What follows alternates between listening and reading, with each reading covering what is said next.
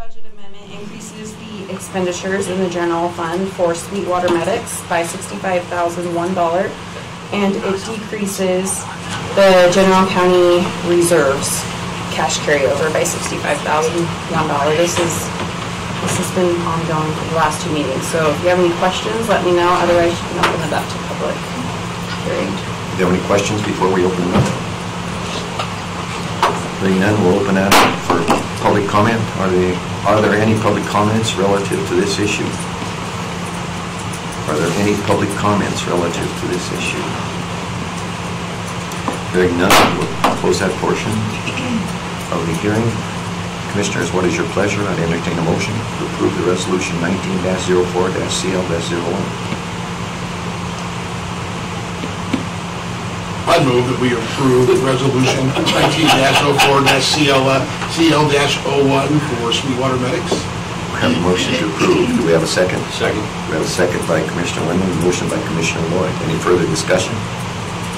Hearing none, all those in favor of the motion indicate by saying aye. Aye. Aye. Any opposed? Motion passes unanimously. Bonnie.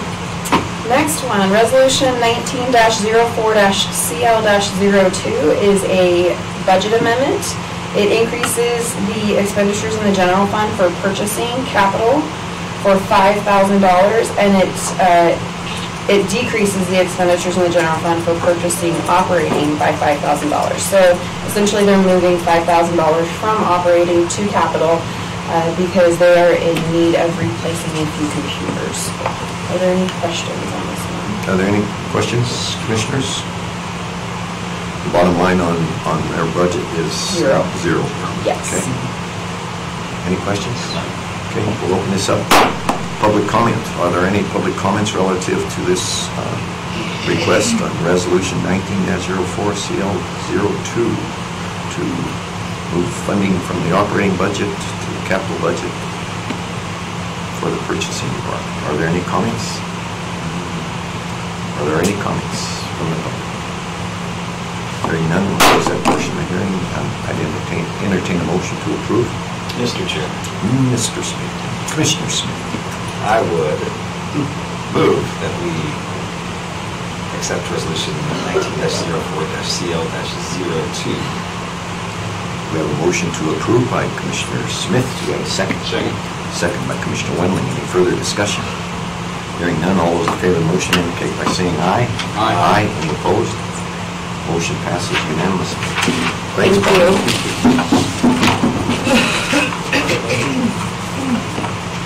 We can just take a second to let these signatures move on.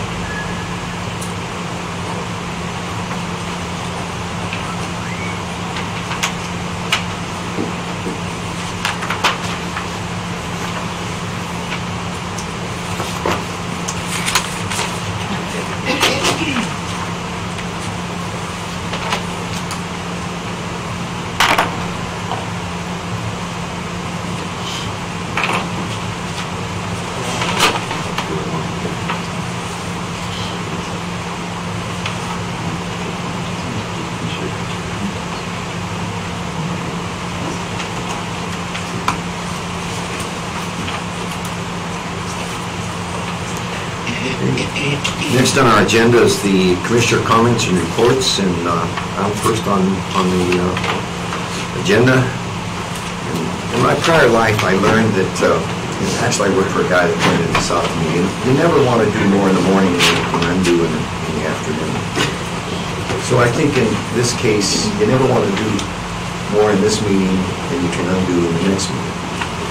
Obviously, the streaming of what's going on in this meeting, there are certain people that are watching it closely, and it's some of my prior associates, my prior commissioner associates, and I'd like to clarify something that I said, because if I said it as been pointed out to me by one of my commissioners, And it was relative to my comments on the sheriff. In the meeting, Sheriff Grusnickel had indicated that he was going to be able to reduce his department by, I think, a number, of 2 or whatever it was, but it was further reduction. And on the prior budget for the sheriff's department with the former sheriff, I had made the comment, took a strong position, is that we had cut his budget too far, and I felt strongly about that. And we lost that argument with the prior commission with a vote 3-2, and I point out that Commissioner Cole, Commissioner West, and Commissioner Van Meter all voted for the cut, and I believe that Doc and I voted against it, and we both agreed that we cut it too far. And then the allegation of what I said in the prior meeting was that Doc and I were on the right side of that issue, and that isn't the case. We were in the minority on that, and obviously with the recommendation from the current sheriff that he could cut it even further, indicated that they were right and we were wrong, Doc and I. And so I'd like to straighten that out. For the record, Commissioner Cole and Commissioner West and Commissioner Van Meter were right.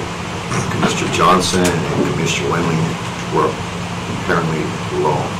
But we also were saying, and this commission was saying to Sheriff Grosnickel, that we applaud him for his ability to cut the budget further, because it's an indication that he understands who's paying the bills, the taxpayers of Sweetwater County, and he's going the extra mile to do that. So, for the record, this may not happen again, but I was wrong. We were both wrong. Wow. Thank you. So I hope you're still watching. So is that the item you're going to undo this afternoon? And be No, I'll have some more. I'm sure we'll end up somewhere along. Next, I maybe should move this around in the way I was going to talk about this, but I've made assignments for liaison in the interim while Commissioner Wendling or Commissioner Van Meter is gone, and so we've reassigned his liaisons until such time as he gets back. And Commissioner Wendling will take over the Golden Hour Senior Citizens Center.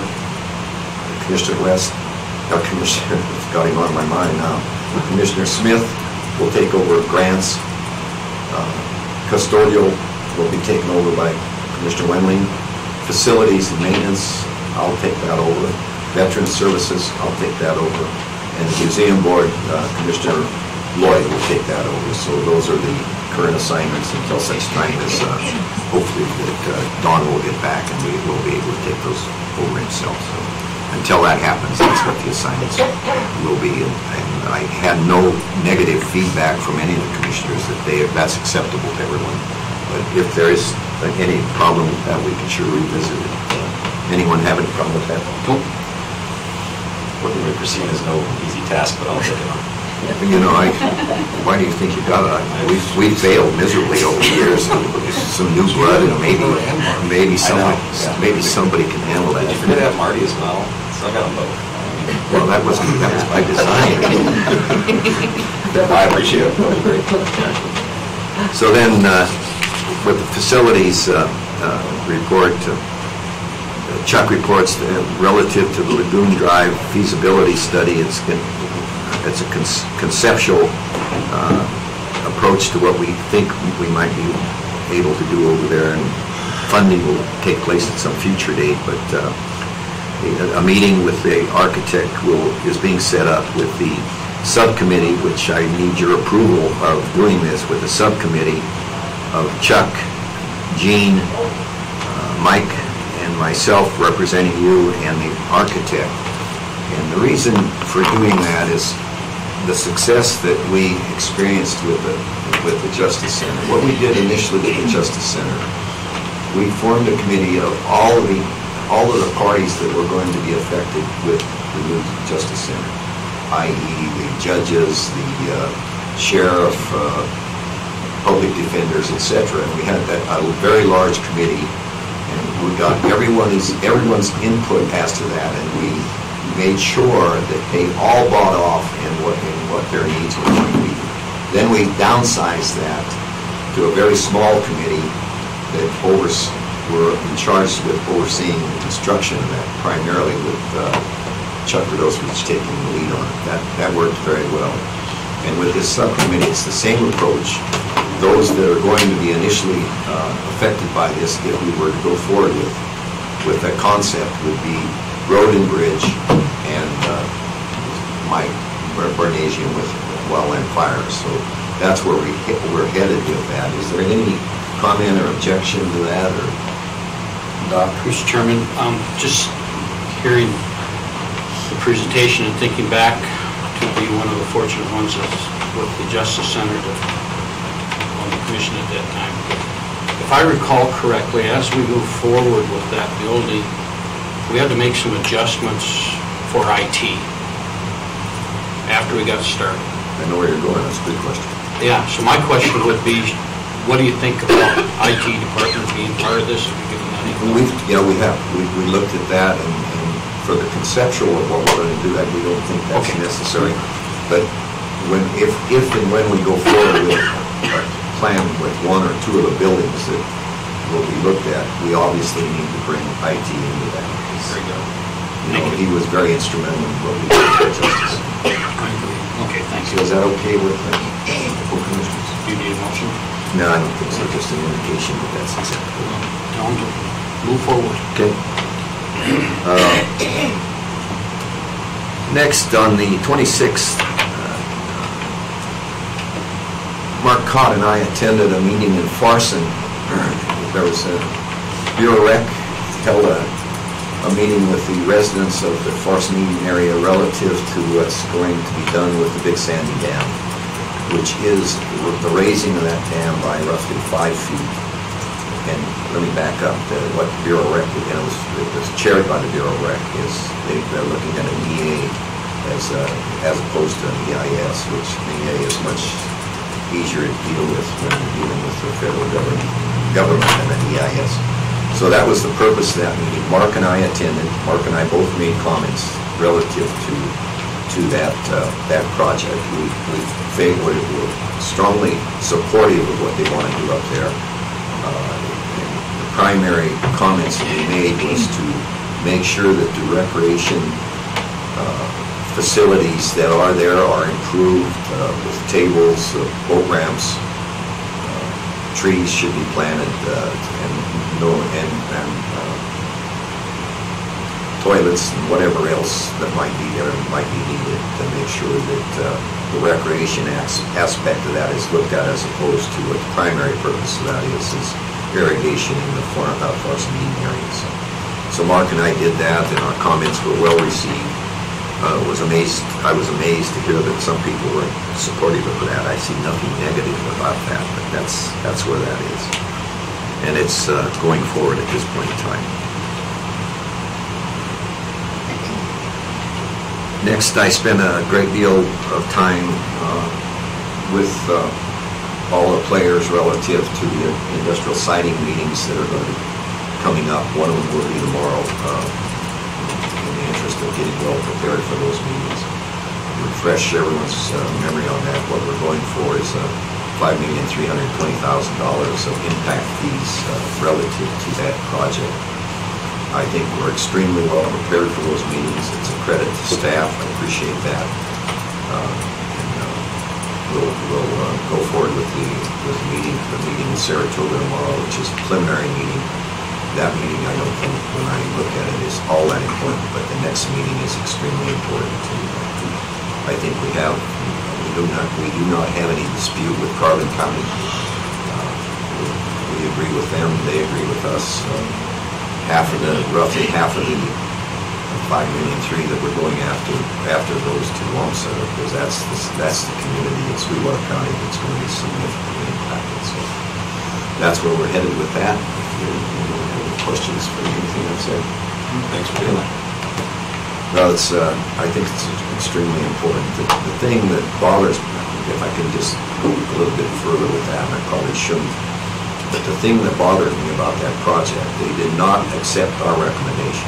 If they would have accepted our recommendation, there would have only been around 15 miles in Sweetwater County. Now there's 37 miles in Sweetwater County. Roughly 40% of the impacts will be in Sweetwater County now. And that line does absolutely nothing for Sweetwater County. It's going to carry green electrons, and that undermines our power plant, our coal mines that are in Sweetwater County in southwestern Wyoming. So, but when you look at from the total aspect of the project, it's probably in the best interest of the United States, and we will participate, we'll support it, but we expect we expect the impacts that we're going to experience to be mitigated. So that's what we're headed. And that's all I have. Next, we have Commissioner Wendling. Thank you, Mr. Chairman. I was very glad to see the email this week to assist Commissioner Van Meter with his liaison work, so they were timely. I was able to attend the Golden Hour Senior Citizen meeting and visit with them for a little bit, as well as their director, and of course later that afternoon was Young at Hearts, so it's kind of good to go from one to the other and kind of hear what's going on between the two. And of course, as always, for those two groups, their big issues are funding and that type of thing. So we'll continue to work with them and continue to have conversations with the cities of Green River and Rock Springs as to how maybe they can get more assistance from them as well as they need it. So we'll do that. Had opportunity to visit with Mrs. Bailey, with our custodial staff, and everything's going well there, and we'll continue to visit with her and assist her with her needs. Also, over the last couple of weeks, continue to work with Sweetwater Economic Development Coalition on redirecting and designing vision and that for the future, and hopefully have that ready by budget time, so give us as commissioners an opportunity to see what it is we're investing in, help us make a more informed decision for support and that type of thing. Also, tomorrow afternoon is the Bitter Creek Kilpatrick Working Advisory Group meeting, where they'll review the data and look at ideas on the two creeks dealing with E. coli and chloride issues. So that'll be a good meeting.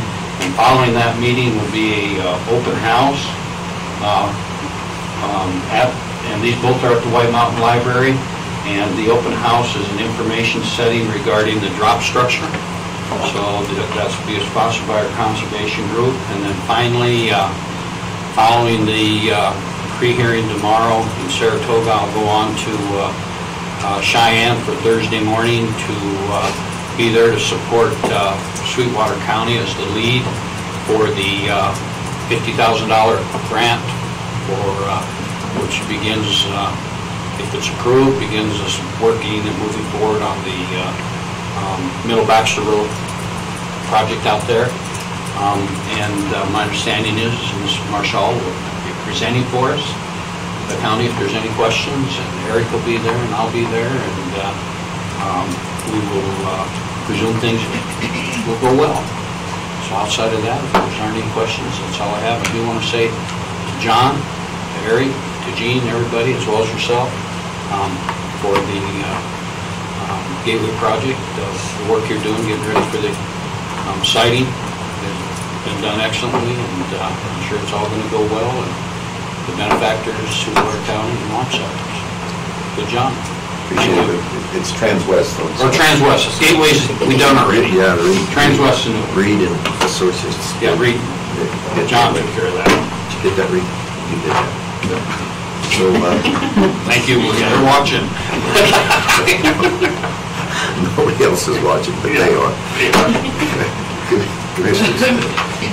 Thank you, Mr. Chairman.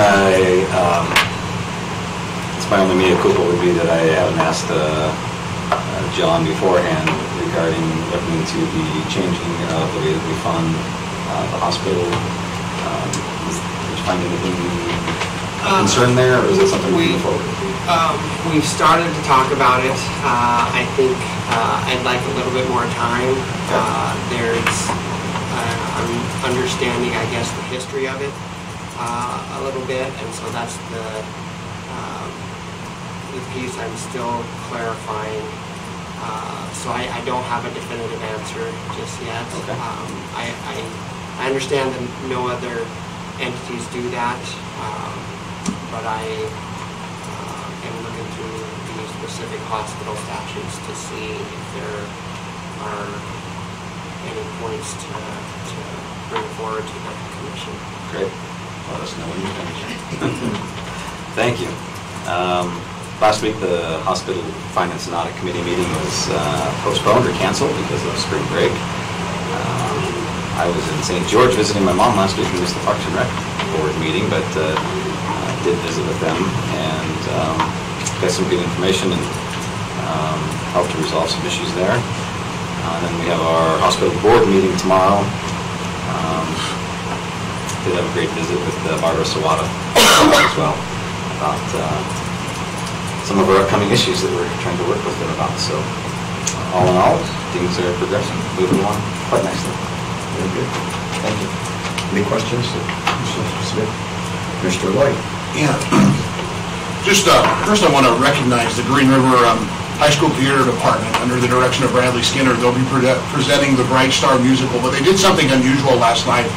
They actually held the first ever in the community that I know of all-inclusive production that focused on providing a theater experience for people with severe disabilities, which a lot of times couldn't attend a play production because they can't have a difficult time following theater etiquette. And I just think they should be recognized for the work and they did to make an inclusive opportunity for folks with disabilities. I thought it was a pretty great job by Alan Demaray, the Sweetwater School District 2 theater special services director, then also Bradley Skinner at the theater department. As far as liaison board, there was an events complex board meeting last week that I was unable to attend due to a previous commitment, but I was supposed to meet with Director Lloyd. He was unable to meet last week, so we will be meeting this week to kind of give me an update on the meeting and where we're going and some of the projects they have going. And they have been getting awarded, they've been awarded a second RV convention coming up, so doing a really great job in using that facility. Really, they're doing some great work out there. Also attended a library board meeting where just kind of a general update. Things seem to be good for library board meeting, and I think the consistent consensus during most of the meetings I went to was it's budget time. So there was a lot of budget. So there was a lot of repetitive nature in some of those meetings regarding budget. And all in all, things seem to be going really well for the library board. Lots of great summer programs coming up. Last week also met with Southwest Counseling and the Mental Health Board. Just want to recognize they have a large amount of employee longevity, and they actually they recognize a retiring employee, and they just have such a great environment there, and they're doing great work, and they're focused for the budget. And Linda Akers, the president of the CEO, is doing a really good work in working with the incoming new director of the Department of Health, Mike Sabalas, and working with the state committees to help move forward more for substance abuse and mental illness treatment. So good work up at Southwest Counseling. Also met with Sheriff Grossnickel and the Joint Communications Board Director Rick Hawkins and their IT guy David Halter. Also took a tour of the dispatch center and learned a little bit more of that last week with David Halter. Was able to spend some time with talking with Rob Slaughter about some of our current budget and where we're at with that. And really looking forward to participating with the Library Museum Board and getting to know a little bit about what they provide to the community as I fill in for Commissioner Van Meter. And then the only other thing is I won't be doing any office hours next week because I'll be out of town for business. So that's what I have. Any questions? Any questions? No. Okay, thank you. Next on our agenda, we have county residents' concerns. So we'll open this up. Are there any county residents' concerns? Are there any county residents' concerns? Hearing none, we'll close that portion of our meeting. Next, we have a request to restaff a juvenile probation secretary position. We need Gary. How much? We're way ahead of schedule. I think we better take a little break, and we'll take a short break of 15 minutes.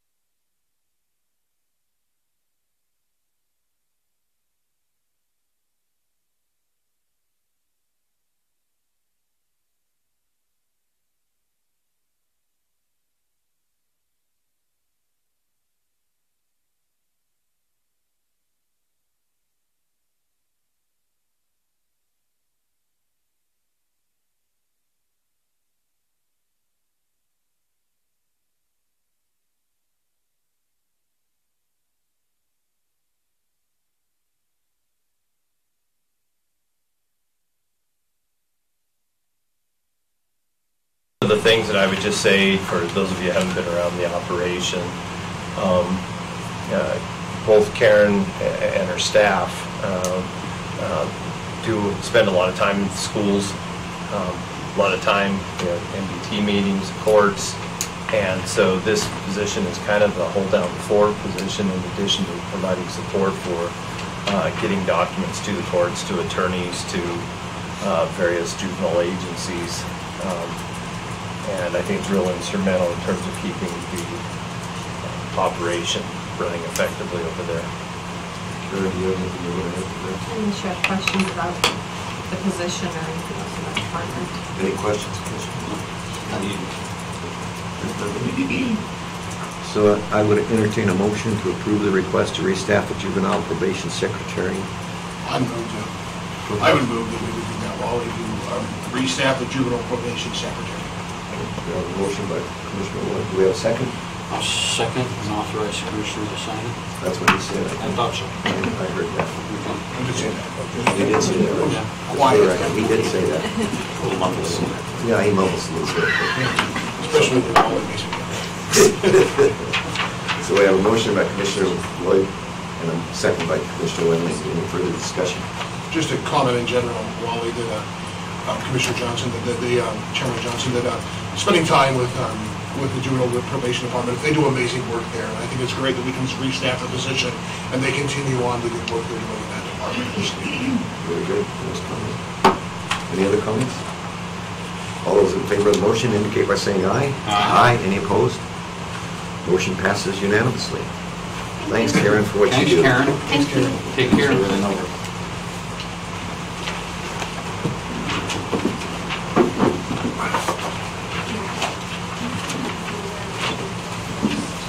The what?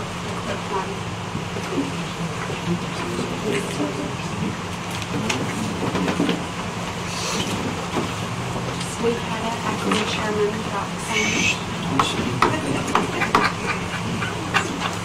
I've got some notes on this, so I'll bring it up in a minute. Do I detect a problem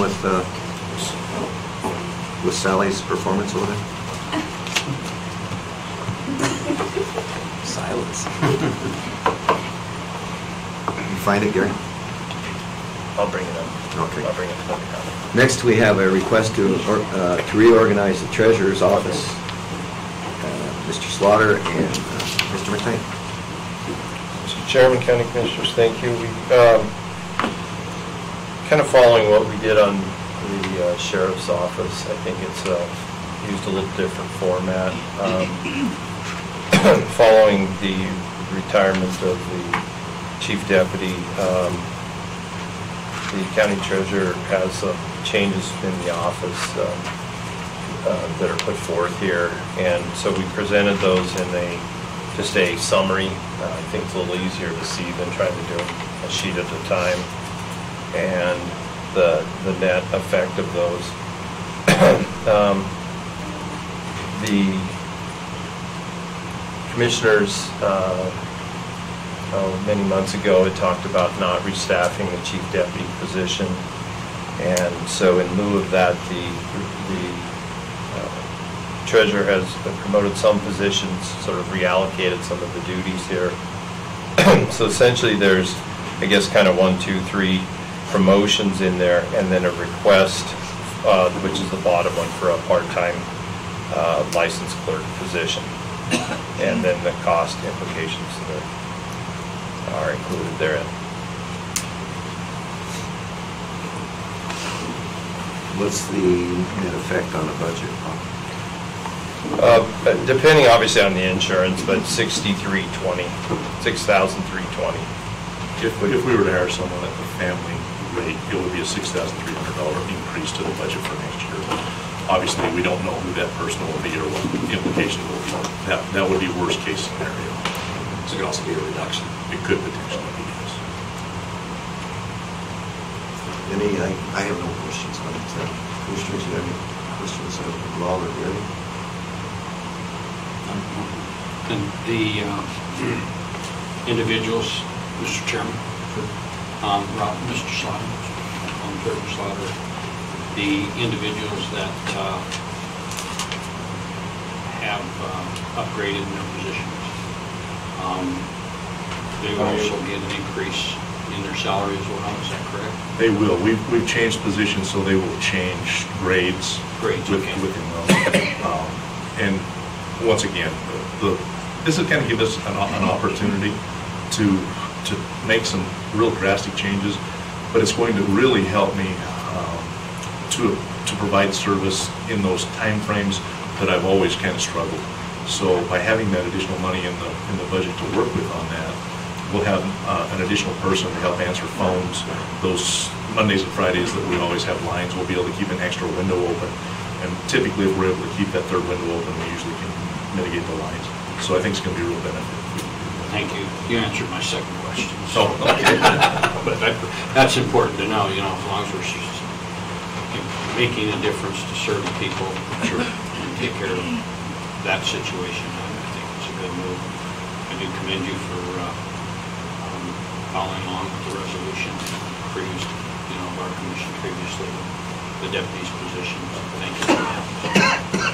All right, I second that with what Mr. Williams said there. I think that's important to the organization, to go forward, get everybody on the same.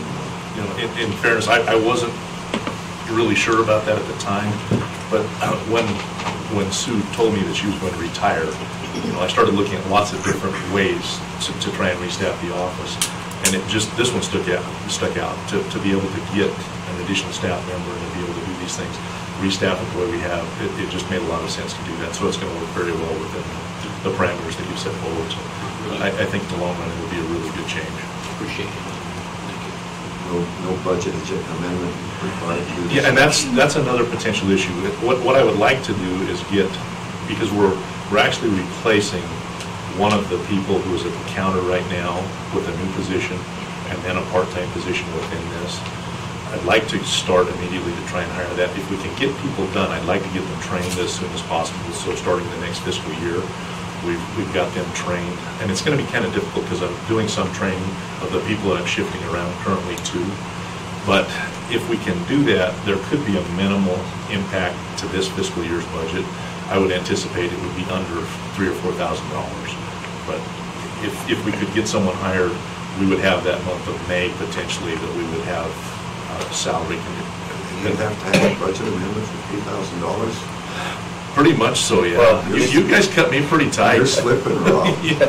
Well, Mr. Chairman, the other thing is that you'll have to pay out, you know, whatever change. Well, she didn't have a whole lot, I guess, but. Yeah, that's a good point. So it's you'll have a small. It's unknown at this point. But it'll be a small amount. It'll be a small amount. Any other comments, questions? Gary, do you have anything you'd like to say? No. Okay. I'd entertain a motion for the treasurer's office to honor the request to reorganize as indicated on the exhibit that's presented to us. Doesn't have any exhibit number on it, but it's fiscal year 19-20. And entertain a motion to approve that as shown on that exhibit. Mr. Chairman. Commissioner Wendling. So moved, as you mentioned, as well as authorized chairman to sign. Okay. We have a motion, do we have a second? I would second. Second by Commissioner Smith, motion by Commissioner Wendling. Any further discussion? Hearing none, all those in favor indicate by saying aye. Aye. Any opposed? Motion passes unanimously. Thanks, Rob, very much. Thank you, commissioners. And I'll be back in just a minute. So. Next, we have a request for additional staffing in the fire department. This will include, I hope that Mike knows this, that his request from Wyoming State Forestry to enroll in the emergency fire suppression account for fiscal year 2020. Mike? Were you aware of that? You are now. I am. You're prepared. You guys are way ahead of schedule this morning. We don't Stuff to do. Wow. 15-20-minute total break. Sorry I wasn't here sooner. Glad I'm on time today. Well, good morning. Good morning. Gary, Mike, whoever's... I'll lead off. Mr. Chairman, County Commissioners, in the board packet today is a request from the county fire warden for some staffing amendments. Just a quick reminder that each year we kind of have this issue in that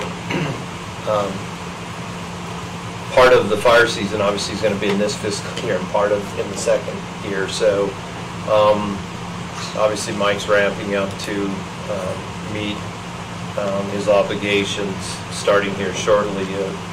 And so it's important to address some of these issues now because the budget modeling that'll need to be done has to be in accordance with what we're going to do now. So part of the reason we're addressing it at this time is so that the budget projections, which you'll have in the next few weeks, will be reflective of those issues and can be accurate if the board so chooses to honor the request.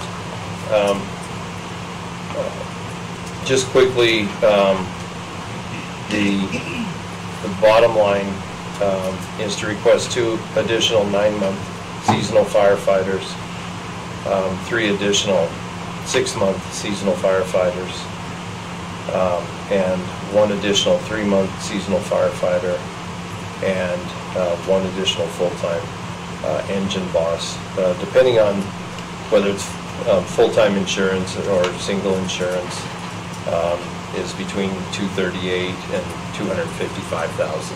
The summary should be attached, and I think Mike also provided kind of a summary of the key issues that were part of his consideration. Mike, you have anything to say also before we open this up? I'll just say that I've made efforts in the past to bring forward to the commission what my actual needs are, and try to do what I can with what we have. But in my opinion, this department's never been staffed adequately. Prior to my being, and even while I've been here in my 4 years, we make the best of what we got. But I can tell you, gentlemen, we cannot continue to operate the way we are. We just cannot do it. We cannot jeopardize, and I know safety's a big umbrella, but the reality is this. The reality is that we don't have enough people to respond. We don't have enough depth in our staffing to give people adequate time off in between fires. Once we're committed to a wildland fire, we have nobody else to call in for another start. And in 2016, we went through this, and it reared its head again last year in 2018 when we had the Black Butte fire that we assisted Fire District 1 with, and we had the Laney Rim fire with the BLM. And we had several fires. There was nobody to send to. And one of those got up to 600 acres. Luckily for us, it was on BLM, so we didn't have to go into a cost share. And adequate rest is big with me. It's big with the feds. It's a policy, work the rest guidelines. When we're on fires, for every 2 hours worked, we're required to have 1 hour off. I myself, and just about every person that worked for us, at least once went 28 days without time off. So we can't repeat that. So what I'm asking for is enough personnel in the most efficient manner I can find, with the staffing model that I've come up with to meet the need with the least impact as possible. And that's what I have before you.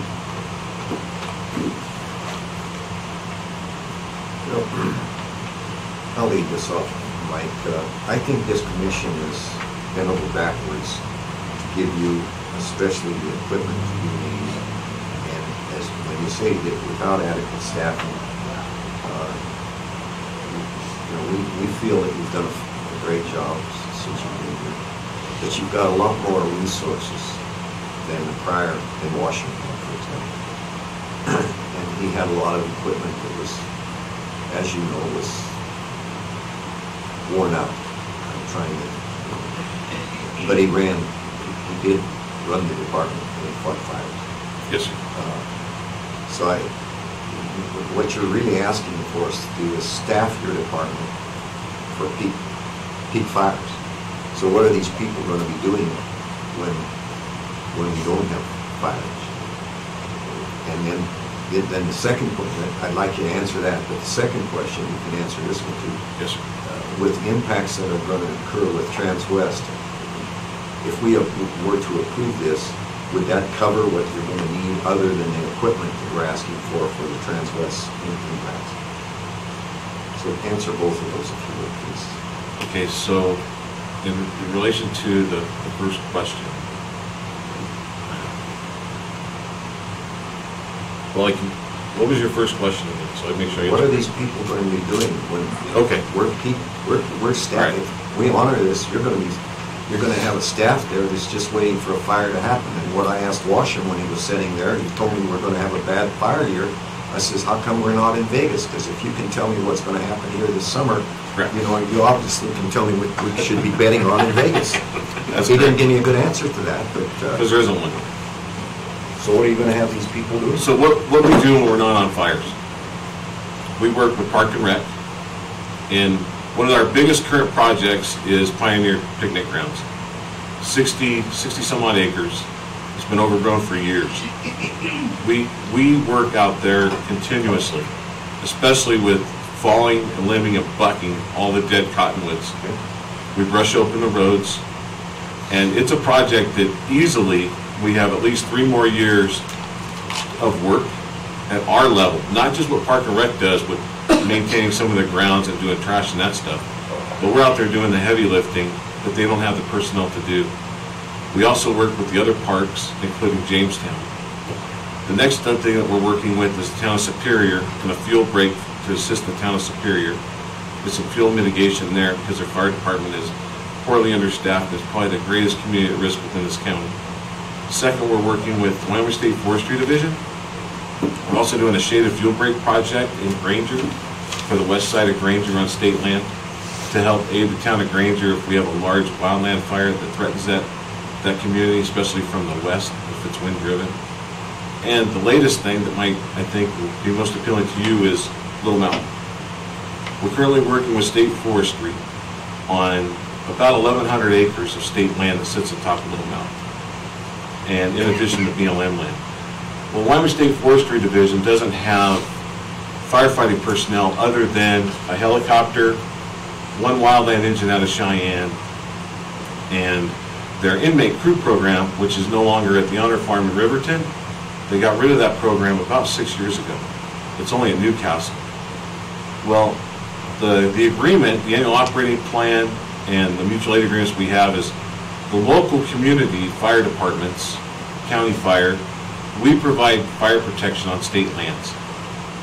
In return, State Forestry supports us in our efforts through cost share measures and other things. So looking at how we can help and get some of the fuel reduction done on Little Mountain with the timber is we're looking at state land. We've already been talking with them for a good 7 months. And we have a plan that's drafted. They just had a new regional forester come on board. We're waiting for him to start the end of this month. And we'll be up there doing fuel reduction on Little Mountain. And that'll be standing dead. And that'll be to open up the corridors and the road systems, one for fire access and for safety of the public of Snags Farm.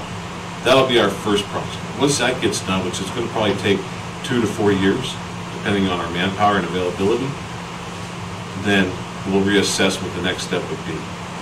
So we have many projects. We also work with the events complex and assist them. We put a buck rail fence in for them this last year.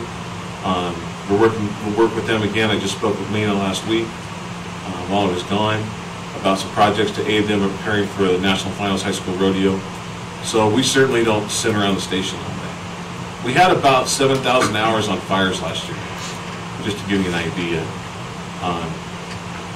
And really, the point is that I've reached out to every facet within the county of extending the opportunity for us to assist in whatever project we can help with the public. So the Park and Rec by far is our biggest project, because we have sawyers, we have fallers, we have chainsaws, and we have that level and that skill set. So Pioneer Trails is really the one thing we do most of the time. Let me just comment on, I strongly support when you say of the dead trees that are being on top. My words, but I want to make sure you're talking on top of Green Mountain. On top. And we're not participating in that, the thinning of junipers. No, sir, we're not. You lose the argument the minute Last year, I engaged in discussions with State Forestry, said what can we do at the county level to help with the need to appease some of the wishes of this board on Little Mountain. It's terrible up there. You're And right on. it It's is. going to burn. It's going to burn.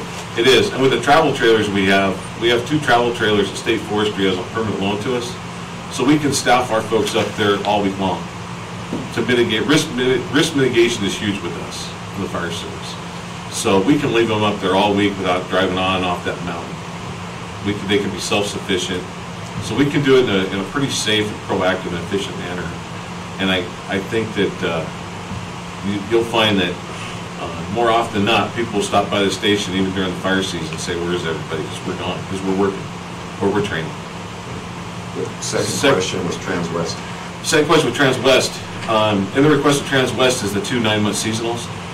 So with this recommendation, those 2 9-month seasonals are still needed.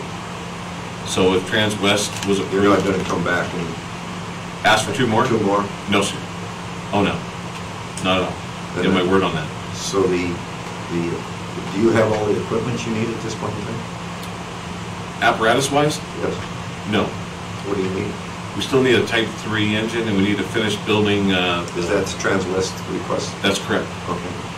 And we need about $30,000 left to finish building the truck we've been working on for the last 2 years. So trying to put it together as we can with what budget we have. So. That's all I have, Commissioners. Who's next? I'll wait. Okay. Mr. Smith. The Little Mountain project with the state, so are state funds helping with that or paying for any portion of that? Well, currently no, because we're still in the discussion phase. Is that the plan? So my hope is that they'll take care of our maintenance costs.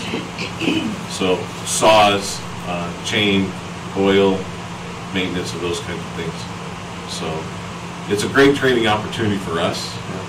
So as well as getting the work done for them. So when we get further down that road, I'll work with my liaison and make sure Doc's in that meeting to discuss what will best benefit us. Will he be up there helping you with that? I have no doubt he will. Okay. With his side-by-side and check his hard hat. With his saw. His hard hat being a safety officer. Yes, go ahead. Excuse me. Good, thank you. Next, Roy, you have a question? Yeah, what was your estimations of savings on overtime? Because we were talking about running in excess last year because of the lack of numbers. Do you think some of that can convert over to help offset some of the additional costs that would come in? Oh yeah, already working with HR, we've already cut our overtime. We're looking to cut our overtime $20,000 to $40,000. So it's not a specific dollar amount because when our folks get called out for fire, it's automatic overtime, whether they're at the threshold or not. So we always have an overtime cost. But traditional overtime, because we're at the 212 mark, so our folks have to work a lot of hours. They can work several days straight without reaching overtime in the traditional sense because our threshold is so high. So, but yes, there will be a savings to overtime. For sure.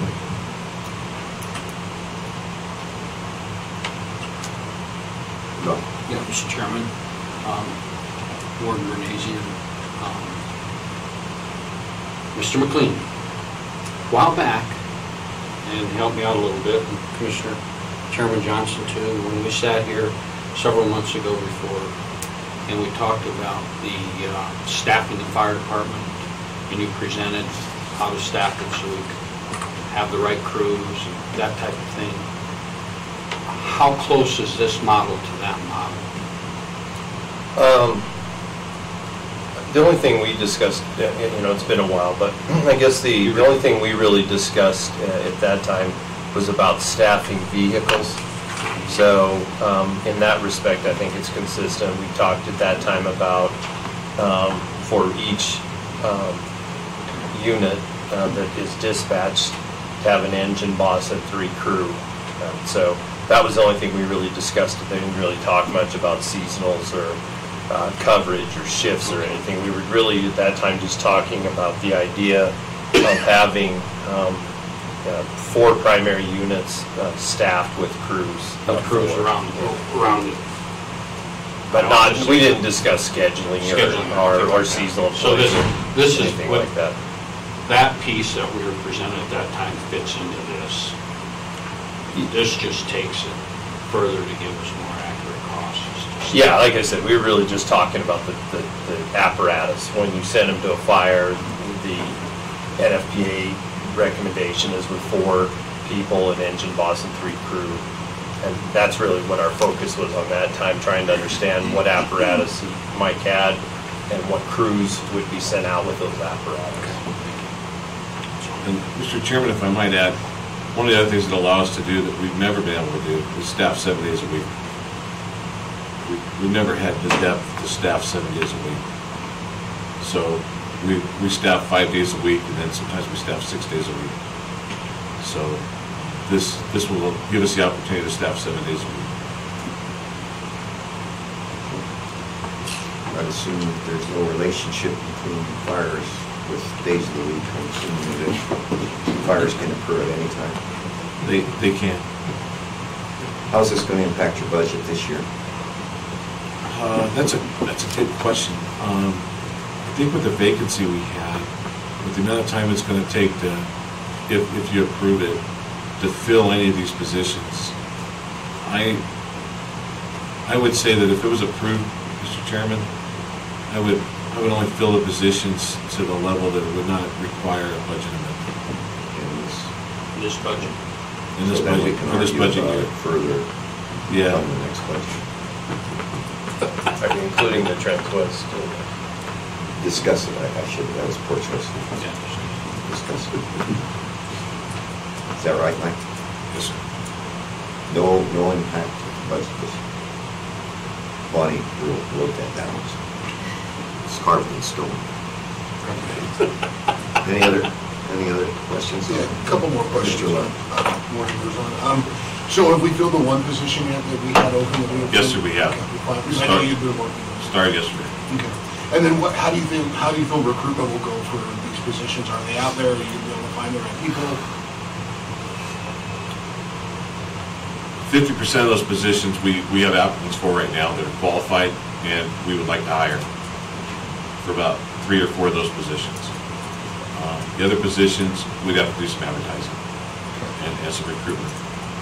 And because we're behind the power curve for the coming fire season, the feds start their recruitment in November.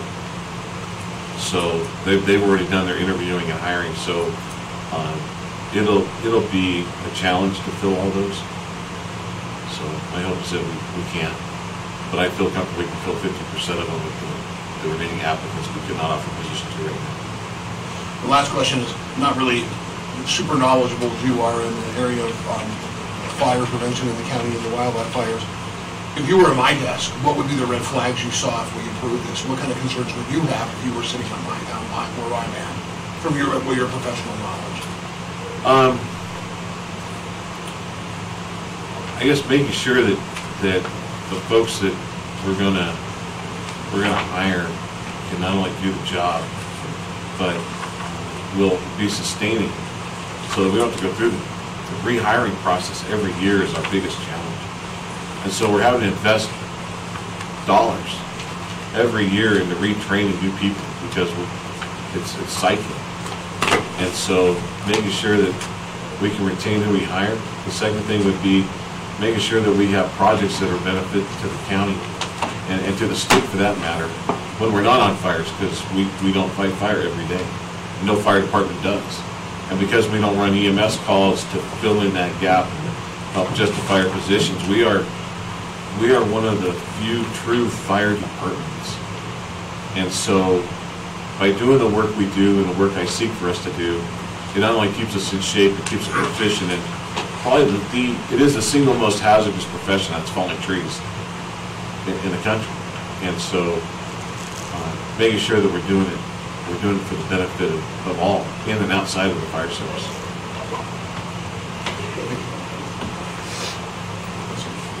One last question for me too. One's a question, one's a follow-up with a comment.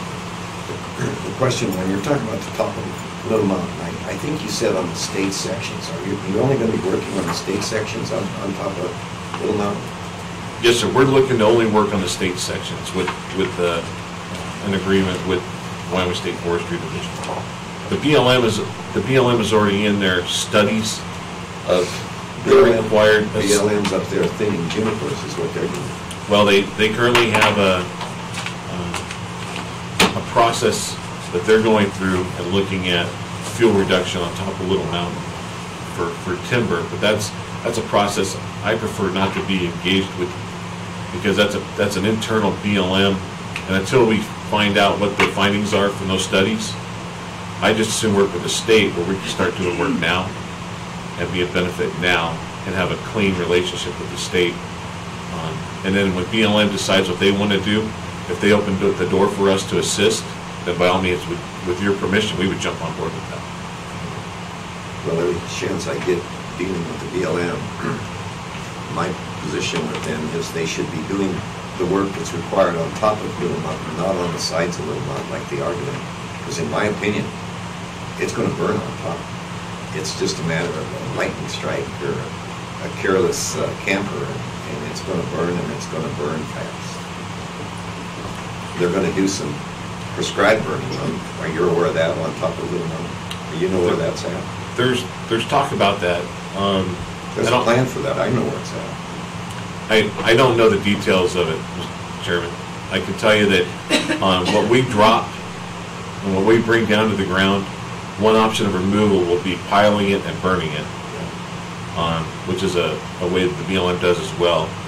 But we don't do any broadcast burning. We do, Pioneer Trails require some burning. The brush is so thick in there, the only safe way to mitigate it is to burn it.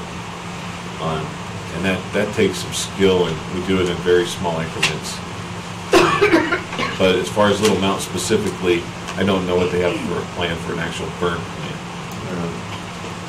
I've seen their plan, and who knows where they're going to burn, in my opinion. It won't get away from them, but who knows. Any other questions? One question, on state. Okay, good. If this is approved, you guys are going to continue to help with the park anyhow, our local parks and that type of thing, just as we get in and work on those parks as well as the one you're presently working on. I just encourage you. I know you work closely with the director of the recreation department. Continue to work closely with them, because we don't want to have our guys burning up anything that they think may be of value to them. And so we want to watch that closely, please. And that, so, we will. All right, but I appreciate that very much. Thank you. Yeah, and understand that there's times to be at the park and there's times to be at Little Mountain, and peak of the fire season is not the time to have our guys up on top of Little Mountain. So we'll move that around the county where opportunities exist to keep us as fire ready and as quick of a response as possible. And I forgot my last was going to be a comment.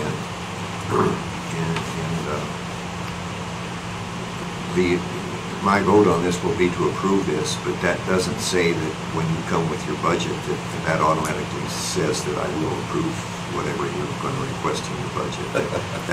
I'm serious about that, subject to further review at that point in time. So. I understand. Okay, so is this exhibit acceptable, Larry, or Gary, if we were to approve this? Sure, and that's why we did it that way, so everything was on there with the summation. All right, I'd entertain a motion to approve the fire department request for additional positions, FTE, and cost consequences on fiscal year 19-20 shown on the exhibit presented to us all. Mr. Chairman. Commissioner Wendling. So moved as you presented, and I believe authorize you to sign it. Okay, we have a motion to approve and authorize me to sign said document. Do we have a second? I'd second. Second by Commissioner Smith. Motion by Commissioner Wendling. Any further discussion?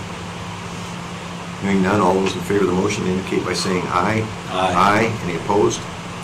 Motion passes unanimously.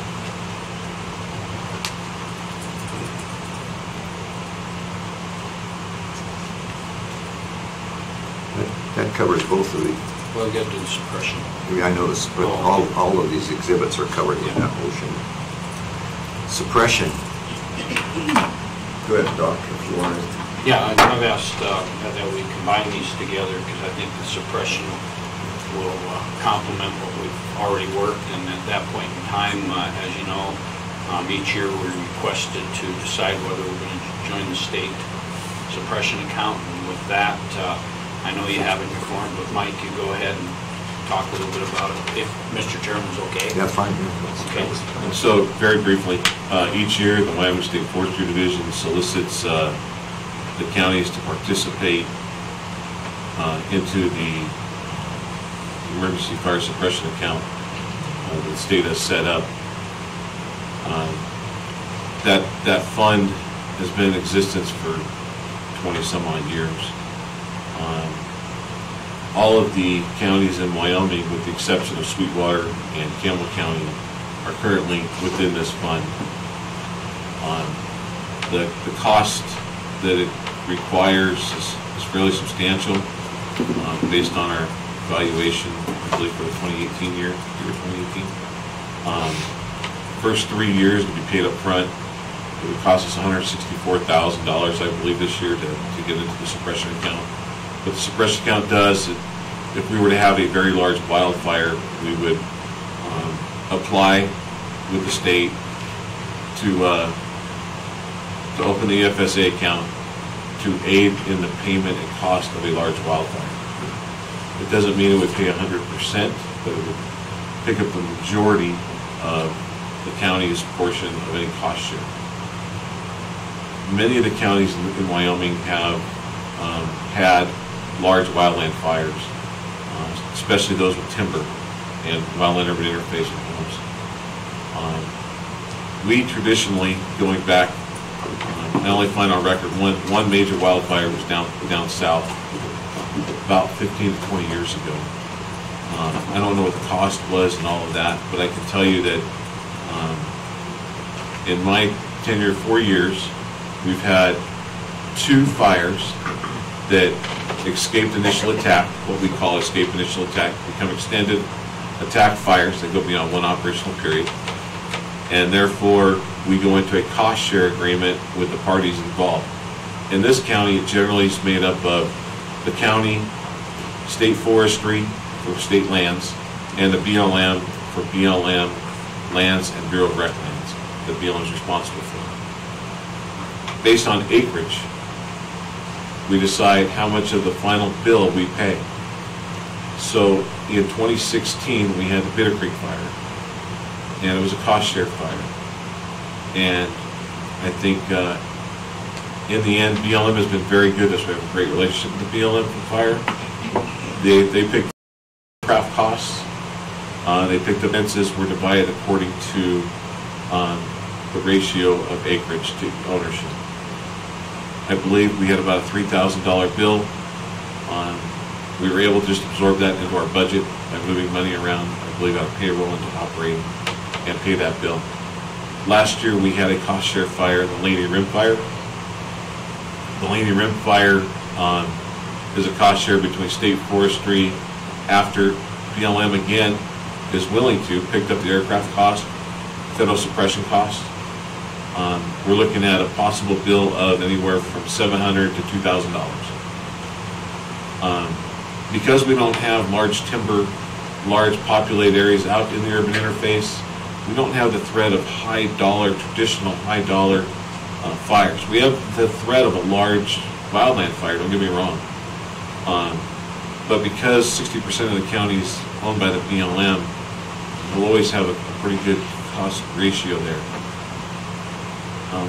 We've had the discussion each year about whether we go into the suppression account or not. I can tell you that I met with Campbell County Chief Smith 2 months ago, and they are looking for the first time to possibly go into the account because they are starting to have large wildland fires up there that are costing them hundreds of thousands of dollars up on the Montana border and in some populated areas, especially in their timber. So again, we don't have that. There's also, I can tell you, there was talk at legislature this year of requiring the counties to participate in the future into the suppression account. The suppression account last year, it takes about 1 year for all the bills to come in from the federal agencies. So we're always lagging. But last year, all the money in the suppression account was expended. And they went before the state, and now the state has increased that amount. This legislature increased it to 20 million. Last year, we went through 13 million pretty quick, just in the 4 or 5 fires that were major fires, but I believe there was like 7 or 8 DFSA fires. So I think right now, my recommendation would be, we're money ahead by not being in the suppression account, and unless something drastically changes, I don't feel we need to be in the suppression account. I know some of my peers think we should, the BLM feels we should, the state feels we should. But my recommendation to this board is that this time, we may get a big bill one day, but I don't know if we need to be in the suppression account this time. My comment on it is we never have been. It hasn't hurt the county, and we've saved tremendous amounts of money by not being in that account. It's not 60% federal. It might be 60% BLM. It's total acreage in Sweetwater County, 70% of federal lands when you look at it all. So my position is that I agree with Mike. We shouldn't be in this. We shouldn't be in this fund. Was it my views? Anybody else? I'd also say, just looking back, I mean, how many catastrophic fires do we have to make up the difference that we've saved over? We may have one day, we may have 2, but do we have to have 4 or 6 or 8 to add up to, if we add up the years of this fund? So yeah, I agree. Money ahead. Good. Okay. I think we should probably have a motion on this, not to participate in this fund. And let me look at this. Mr. Chairman? Just reading this. Go ahead. Maybe one of you can. Why don't you do it, Doc? Make a motion one way or the other, please. Mr. Chairman, I'll make a motion that we do not participate in the emergency fire suppression account for fiscal year 2020. Okay. And authorize adjournment. I think that does it. Motion by Commissioner Wendling. Do we have a second? A second. We have a second by Commissioner Lloyd. Any further discussion? Hearing none, all those in favor of the motion indicate by saying aye. Aye. Any opposed? Motion passes unanimously. Thanks, Mike. I think, see, where are we now? Thank you, gentlemen. Okay, Thank you, Mike. It's a good day's work. Take the rest of the day off, Mike. Looks like it's tab H, Mike. approval of administrative services agreement with UMO. Gary. Mr. Chairman, County Commissioners, this is essentially an agreement authorizing some changes to our administrative services agreement. For everybody's edification, we are a self-funded health insurance plan. We have a summary plan description. The summary plan description says what we're going to cover, what we're not going to cover, how we're going to pay claims and how we're not. UMR has been contracted with as the entity that essentially reviews those claims and pays them in accordance with that summary plan description. There's also some other services that they perform. The administrative services agreement covers all of those things that we're essentially paying them for. And what's enclosed is a draft each year following our renewal of our health insurance in January. We'll have any amendments to that, and we'll sign those, and that's what's in front of you today. There are some small price changes in terms of fees. However, we did get them to give us back some rebates, and the net effect of the price changes is going to be, could be positive for us, could be a little bit more, but is negligible in either context. The fee increases amount to about $5,000-6,000, and the rebates are expected to actually exceed that. But so with that, if the commissioners have any questions, I'd be happy to address those at this time. Commissioners, questions? It's a good breakdown, thank you. That is well done, Jerry. Any questions? None, thank you.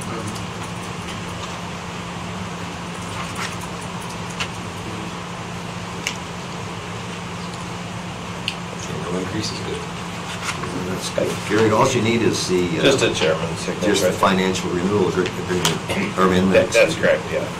Okay, I entertain a motion to approve the financial renewal amendment and authorize the chairman to sign said document with UMR. Mr. Chairman, I would so move. We have a motion by Commissioner Smith. Do we have a second? Second. Second by Commissioner Lloyd. Any further discussion? Commissioner? Yes, Gary, I'd like to, on behalf of county employees and everybody,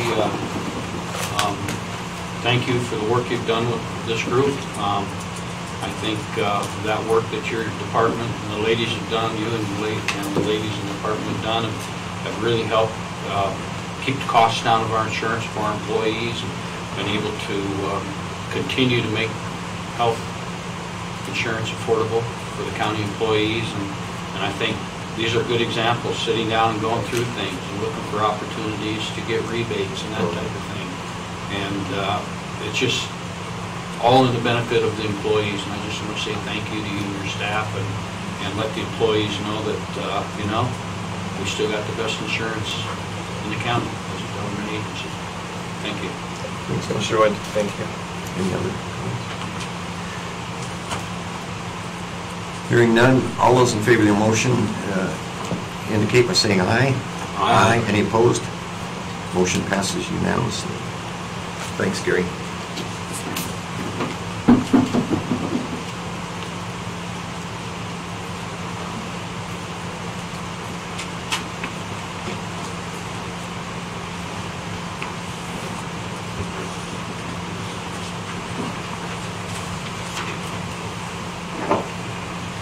We're ahead of schedule, so we'll take about a 10-minute break.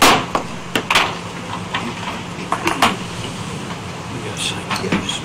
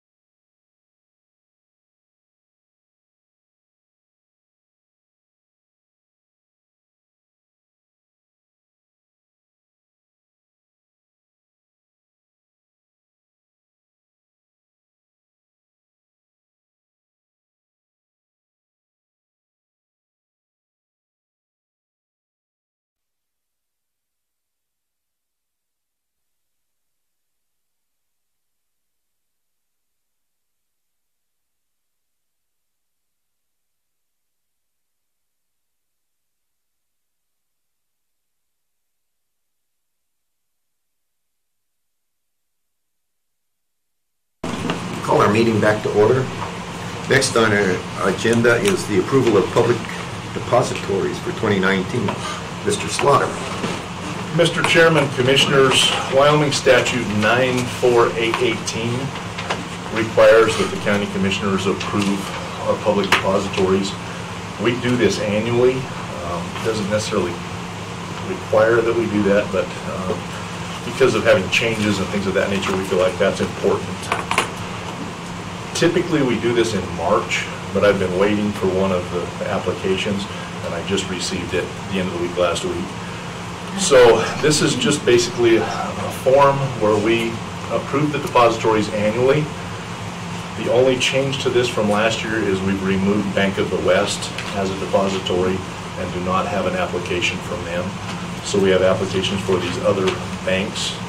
And so at this time, I would request that you approve those public depositories. At that time, you would each sign this resolution for me to continue working with them, and it would be attested by our county clerk. Is there any reason we don't have that in our packet? Because I didn't get the application until late last week, and I wasn't sure we were going to have it. So, Because I want to be absolutely sure there's no depositories in the Bahamas. well, we tried that one other time, and it didn't work out well for us. Full product, as I recall. It's not how we roll. Yeah. So how do you want us to do this then, Rob? It's going to require all of our signatures. It will. So basically, I think I would request that you have a formal motion to accept this list of public depositories, and then at that point in time, each of you would sign. Can we see the list before we go? Well, I was planning on reading it to you, Oh, but you can do that too. if you'd like to see, Yeah, read it easy. Our public depositories will be Uinta Bank, First Bank Northside, U.S. Bank, Wells Fargo Bank, the State Bank of Green River, RSNB Bank, Commerce Bank, and Rocky Mountain Bank. So those are the entities. And do you happen to know off the top of your head what percentages that we have in those various ones? I don't think the public would like to know that. But if you can't do that off the top of your head, I can wing it. try it.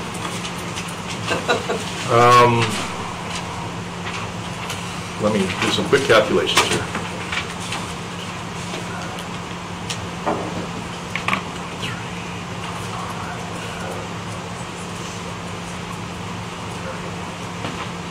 Currently, we would have a little under $30 million in the banks that are contained on this list. About 60% of that would be in Commerce Bank.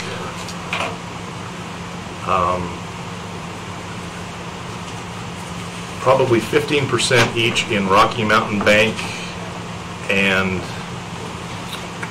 Uinta Bank. A little bit more than that in RSNB. And then minimal amounts in each of the other accounts. And how do you arrive at those? Again, this is for the public to understand. How do you arrive at where you're going to put that money? Typically,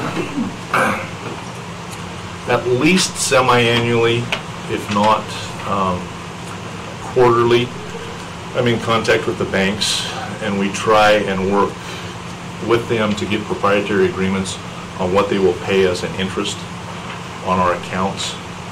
And so through that process, we have agreements that the banks will pay us a certain interest percentage on our money market funds, on any of the funds that we've got. Typically, with Commerce Bank, when we had the issue with Bank of the West, we went out to basically a bid situation and had all of the banks present. Commerce Bank presented the best opportunity for us at that point in time, and I would like to say it has worked out fantastic. They have been really, really good to work with. The other banks typically will follow and will provide a similar interest percentage on what we invest with those banks. We try and work with any of the local banks because keeping some of the money local obviously helps the local economy, so we work with the banks in doing that. But because of the fiduciary nature, we certainly have to keep more of the money in the banks that are paying us better interest rates. And so if you look at this, Commerce Bank is paying the premium amount right now in interest to us. RSNB would be very similar to that. Rocky Mountain Bank is very similar to that, and Uinta Bank is very similar to that. These other banks have offered lesser interest rate percentages, and so we keep less money. Good explanation. So what I do would request of you commissioners, if you understand what he has just given us, I'd entertain a motion to approve the depositories as given to us with the as historically we had the previous year, with the exception of Bank of the West. So if somebody can put that together in better form than I just did, I'd appreciate it. I don't think anybody can, Mr. So moved. We have a motion by Commissioner Wendling. We got a second? You do, second. We have a second, and I assume by doing that, Commissioner Wendling's motion and Commissioner Smith's second, that we all understand what he said. That's hard. All those in favor of the motion indicate by saying aye. Aye. Any opposed? Motion passes unanimously. Thanks, Rob. Thank do a you. great job. And just for edification purposes, all of these are currently authorized, and there is not an annual requirement to do that. So, I mean, we're going above and beyond to do this, so I just... Is this the one you want us to Yes, sign? if you would, please.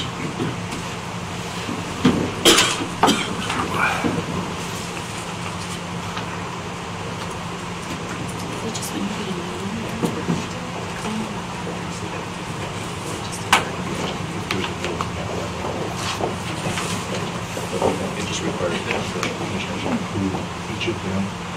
It doesn't require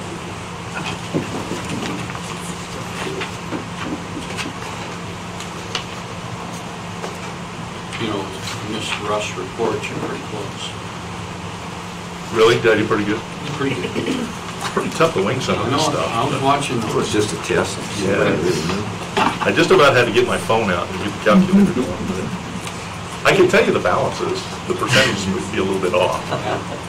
Good mental math. Next on our agenda, tab J, is discussion on the distribution of 2012 SPT excess funds. Rob. Mr. Chairman, Commissioners, once again,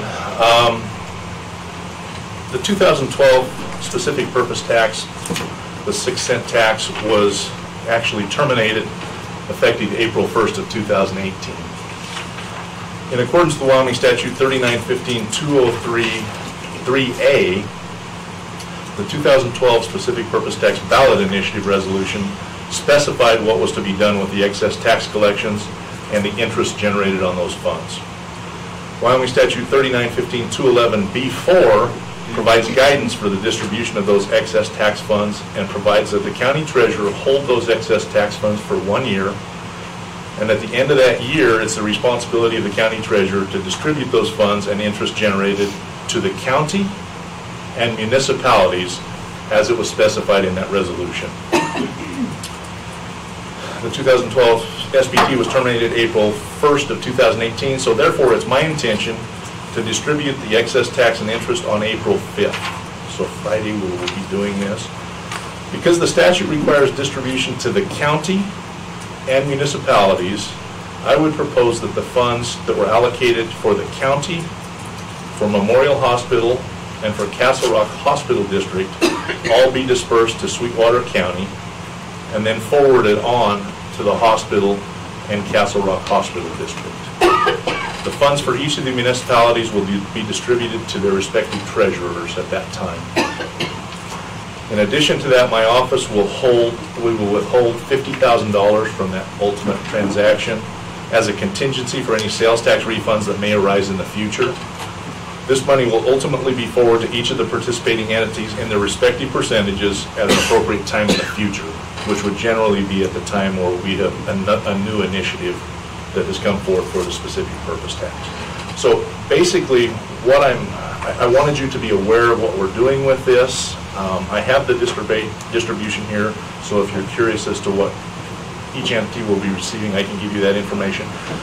Basically, the big question with respect to all of this is the resolution that was crafted prior to the ballot initiative and how we handle that. And in talking with our counsel, Mr. DeLeon, we believe that it is appropriate that each of those each of those funds, the hospital district, or the Castle Rock Hospital District, the hospital, and the county, all go to the county and then be separately distributed. So we would keep the county's portion, obviously, for our general fund, and then we would forward that on. Now, we don't necessarily have to do that. What's the reason for that? Because the way the statute is crafted, the money has to go to the county. So it has to go to the governmental entity that's sponsoring this. So it can't go directly to, our opinion is that it can't go directly to those other entities. It has to come through the county to do that. But I believe when you look at the bond indentures that were done and the percentages that were set forth at the time we did the bonding, it was very clear what the intent was for that money and for the excess tax to go to those entities. So I think that would be the appropriate thing to do at this time. And John, do you agree with what he's saying, because he's put you in that boat with you? We do. We discussed it prior to the meeting today, and the statute does specifically identify that funds will be distributed to the county or municipalities and does not address the districts. And so that's why the treasurer is coming to the conclusion of it. For transparency, Rob, would you agree how much money we're talking? You bet. And this will be slightly amended. I have a significant investment that's coming due, in fact, today, and we'll be crediting interest to this, and I'll update. I don't have that interest number at this point in time. I'll update the numbers, but I'll give you a ballpark with respect to what those are. We should have an additional about $34,000 in interest that will be distributed amongst the entities in their percentages, in addition to what I'm giving you as the number here. So Granger will be receiving $227,000 and change. Do you want the actual numbers, Mr. Chairman? Okay, $227,000. Superior will be receiving $271,000. Wamsutter, $358,000. Green River, $1,590,000. Rock Springs, $2,900,000. The county will be $440,000. Castle Rock Hospital District will receive $238,000. And in addition to that, at the point in time where the trustee bank, Wells Fargo Bank, closed all of their accounts, in conjunction with the Joint Powers Board that was responsible for the infrastructure payments with their bank, we agreed that my office would make payment to 2 of the entities that had not expended all of their funds, along with covering the expenses of their personnel up until the point in time where we closed this out. So Superior had not expended all of their revenue, so we'll take $9,131 off of the top prior to the excess tax distribution and distribute that to Superior. We will take $62,296 and distribute that to the town of Wamsutter before we do the excess tax distribution. Excuse me, and then the hospital will be $2,400,000 as well. Have you talked to Reed West about this? I have. Reed and I sat down in my office for a couple hours last week. Are you aware of the issue that might be raised by, you're aware of that issue? I am. Speaking with respect to the... I'd rather not get into it. Yes. There is an issue. And we all know about that issue. Okay. I'm assuming that I know what you're referring to. I think it's very clear, and if what we're talking about is still going to go forward with that distribution. Well, it's very clear. My responsibility is to distribute this way. Let me back up. John, you're aware of that situation. I am. Will it affect what he's actually requesting of us? I think the commission making a decision to distribute would be making a decision to distribute in a consistent fashion with the purpose of the tax to begin with. With law? Yes. We're within law. Absolutely. Mr. Chairman, I would somewhat disagree with that, just in the respect that I have signed indentures, and this commission has signed indentures as to how I will distribute this. Okay. Once this has been distributed to the entities, I believe is where the issue may arise, but it doesn't affect my responsibility. I have a legal obligation to distribute in this manner. And I think that John would agree with that at this point in time, if I'm understanding what you're... John? I think it's consistent with I don't think that the law has changed at all. I don't think it affects the county at all. I think that if the commission makes a decision to allow the treasurer to distribute, that it is following the indenture, that it is followed. It's basically saying that the commission chooses to distribute money as the tax was originally intended. And we've had no direction other than that, so I think we're clear. That's correct. Run firm ground over it. And I don't think that there are any other interpretations that are valid. Do you have a document there, Rob? I do not, Mr. Chairman, because once again, the commission really has nothing to do with this. Okay. This is my responsibility. This is informational. As I say, I had to sign these indentures as the trustee for this when we did the bonds.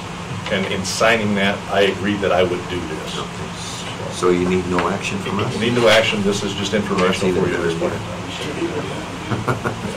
Mr. Chairman, Commissioner Smith, what was the 2012 SPT for, and how come we have so much left over? Well, that's a very interesting question. The 2012 specific purpose tax actually agreed to raise $81 million for basically two specific projects. One, which was county hospital, which was $21 million of that, and then the balance was infrastructure for each of the municipalities. So my office has the responsibility to collect 100% of that $81 million.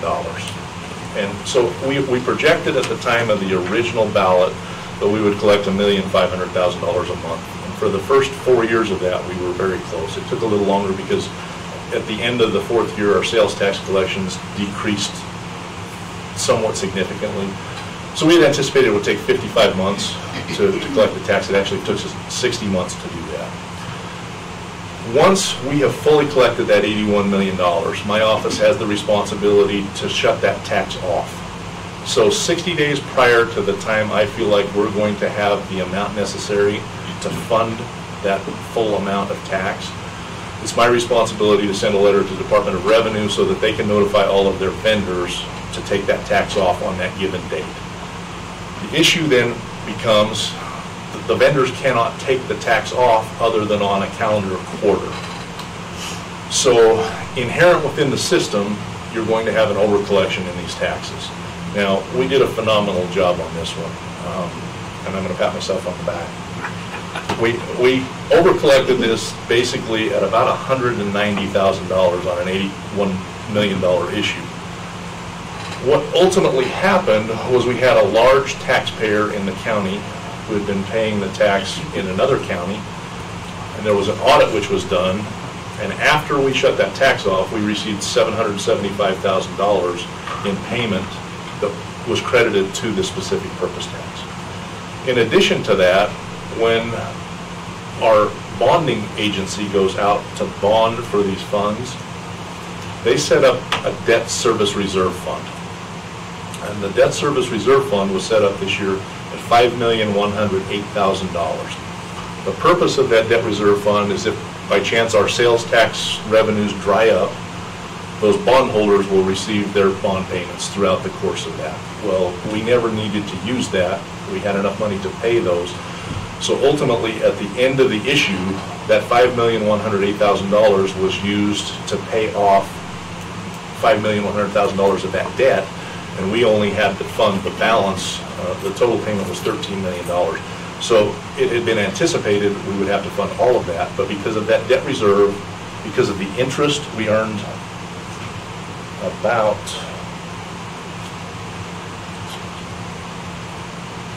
almost $700,000 in interest over the life of this on that. When you combine that debt reserve fund, the interest that we accrued, and then what was actually over collected in excess funds, that's where the excess funds are created. So everybody spent what they were supposed to? Yes. Okay. Yeah, it's just, there's a real flaw in how this works. I would. That?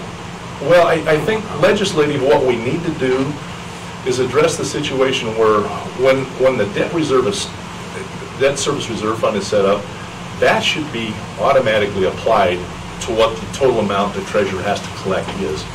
So we would know at the end. It's not currently set up that way in law. The law says I have to collect the full amount, and then when that is combined on top, it's going to leave us with that.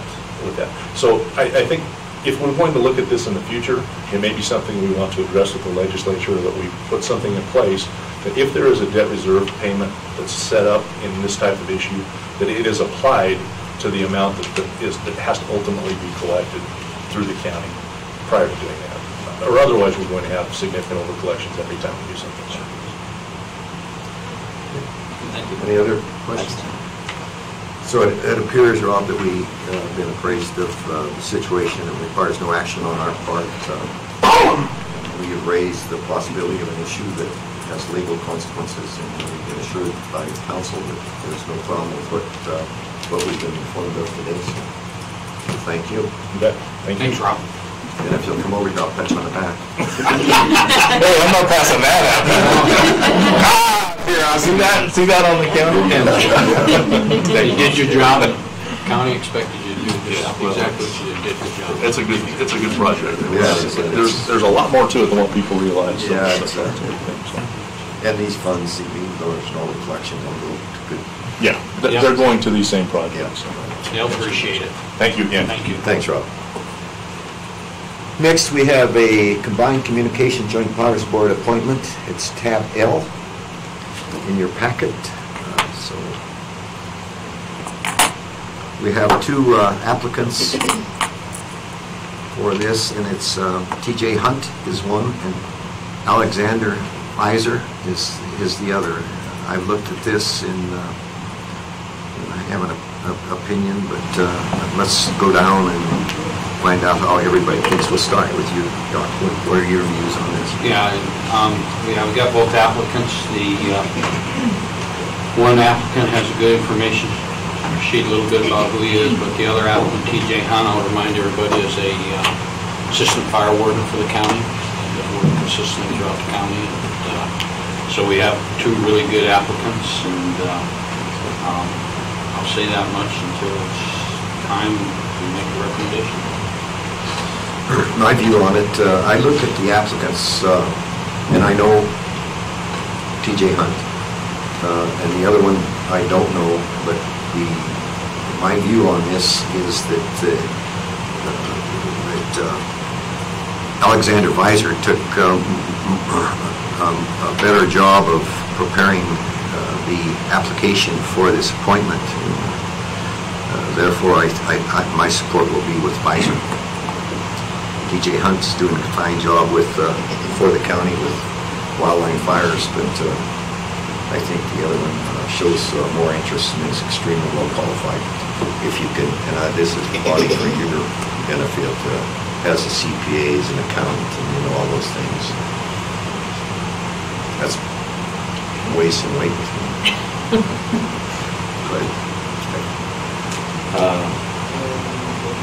Both appear to be well qualified, so I am no opinion. Way too low.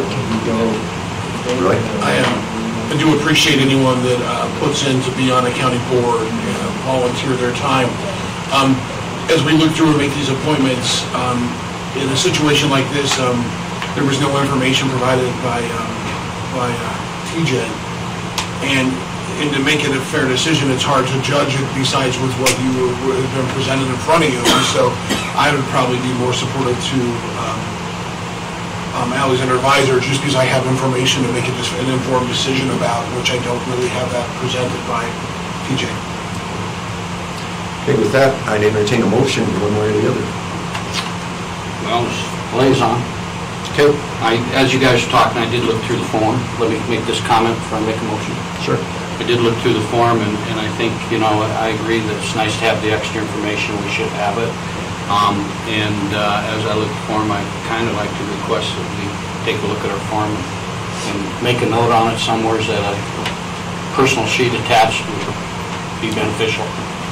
So it puts everybody on the same playing field, but up to this point in time, there hasn't been that. and I respect that, and I agree with you guys, it should be there. I do know TJ, and I know that type of thing because of his work and where he is and understanding communications. Mr. Visser is, his qualifications, excellent at Dr. Lord. I'm going to lean out though, and I would like to just kind of comment that it's a county appointment, and they're on that board to look out for what's county interest, so we have somebody to contact and answer to us as a commission, and I feel comfortable if it's a county employee, so that's my reasoning that I will request that... Make a motion? Make a motion, not request, I'll make a motion that we appoint TJ Hunt to the Joint Communication Board. We have a motion by Mr. Wyoming. Do we have a second? I'll second. We have a second by Commissioner Smith. Any further comment? Hearing none, all those in favor of the motion indicate by saying aye. Aye. We have two. Let's do this by roll call then. We'll start with you, Doc. Yes. No? Yes. No. Uh-oh. Our first divisive vote. Don, where are you? Don, where? You know, it's Mr. Don. Chairman. Go ahead. Go ahead, John. What's your opinion? If it's a tie, then it dies, but there has to be a decision made. So. Would it be appropriate, and I'm only speaking for myself here, if we flipped a coin? Mr. Chairman, the reason I am voting for Mr. Hunt is I'm following the liaison who I think has intimate knowledge of that board, and so that's the reason that I'm voting, and not to be divisive. And if I may, Mr. Chairman, it's not a break or make situation. You know, it's just a strong belief I have, but it's not in concrete. I do feel the communication board does need an appointment, and I believe they're both good. You heard me say that. So if it dies, are we allowed to nominate? And Again? Yes, you are. Allowed to make a motion to appoint? That's correct. But let's let somebody else do Yeah, that. there you go.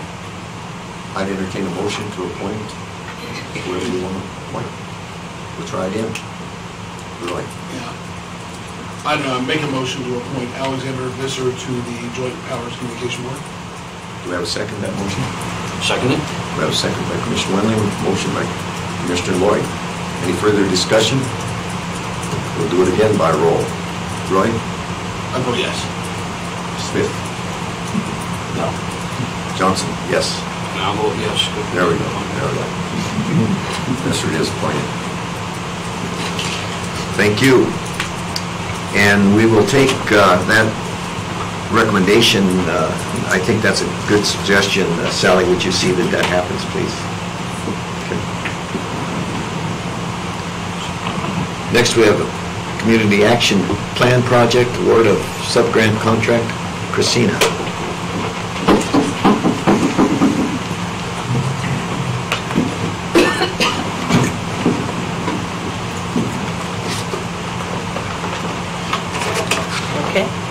Yes, go ahead. So, Mr. Chairman, Commissioners, Sweetwater County was previously awarded Community Services Block Grant funding to develop a community action plan for the Sweetwater County Tripartite Board.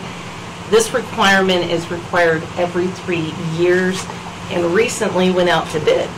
So, the overall project goal is to identify the conditions of poverty in Sweetwater County and to establish a multi-year strategic plan to address this situation.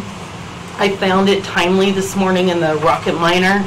On the front page, you saw that Sweetwater County's average federal poverty level was at 10.5% versus the statewide average of 7.5%. So the Tripartite Board is a public advisory board that actually qualifies the county to being an eligible entity to receive CSBG grants. And just the last 5 years alone, we've procured over $1 million that has been passed through to outside agencies dealing with poverty issues. So For the community action plan, went out to bid. The deliverables, or what we hope to get out of the project, are 2 primary tasks, and these have to be completed by September 30th. The first one is to do a community needs assessment report that has 2 parts to it. The first is a traditional community needs assessment that takes quantitative and qualitative data to kind of get an idea of the needs in Sweetwater County. That also includes surveys with low-income people. And then the second part of that first task is to do a community resource inventory, which is an analysis of the service providers or the delivery system to respond to the identified needs. So then the last part of the community action plan is using that report to develop a multi-year strategic plan. So for this project, it was first advertised by public notice on 3 separate weeks. Then proposals had to be submitted by March 20th, and then the proposals were reviewed by a committee. So today, you are being asked to award a bid in order for this project to proceed. The review committee received a total of 3 proposals. Because the project is for professional services, there is not a mandatory low bid award. The grant has no match requirement, but 1 proposal did go over the budget. So the formal recommendation is for the project to be awarded to consultant Sheila Schermetzler in the amount of $18,954, who received the highest average score based on 2 reviews and is within budget. As a side note, staff notes that community studies are now being posted on the county website under the Grants Administration tab. Many times outside agencies approach me for data and assessments, and this helps agencies procure additional grant funding. So in your packet, I provided a summary of the scoring sheets with the scores, the budget summary, public notice, project specifications, as well as the contract. And with that, I'm happy to answer any questions. As usual, Christina, you've crossed all the T's and dotted the I's. Your work is impeccable. Appreciate that very much. So, commissioners, any comments or questions? No, not very well done. No questions, Christina. So what do you need from us? Just a motion to approve your recommendation, which is for Sheila Schmetzler, rankings number 1 of the 3, and she's ranked number 1 by far with the other 2. Will that do what you need? Sure, unless you want to use the provided cheat sheet for the promotion, but that does for me. Well, it's up to these commissioners. So, Commissioner Smith. I would recommend that we award and authorize the chairman to sign sub-grantee contract for the Community Action Plan project to Sheila Schermetzler of Resource Development Consulting. Sounds well done. Motion by Commissioner Smith. Do we have a second? I'll second It's it. nothing like Doc does. We have a second by Commissioner Lloyd. Any further discussion? Hearing none, all those in favor of the motion indicate by saying aye. Aye. Any opposed? Hearing none, motion passes unanimously. Okay. Thank you. And as I would do if Mr. Radosevich were here in Mr. Legursky's position, I would say pay close attention, Mr. Legursky, because Christina brings money into the county while you spend that money. Point taken. Jean brings money too, so. Oh, funny.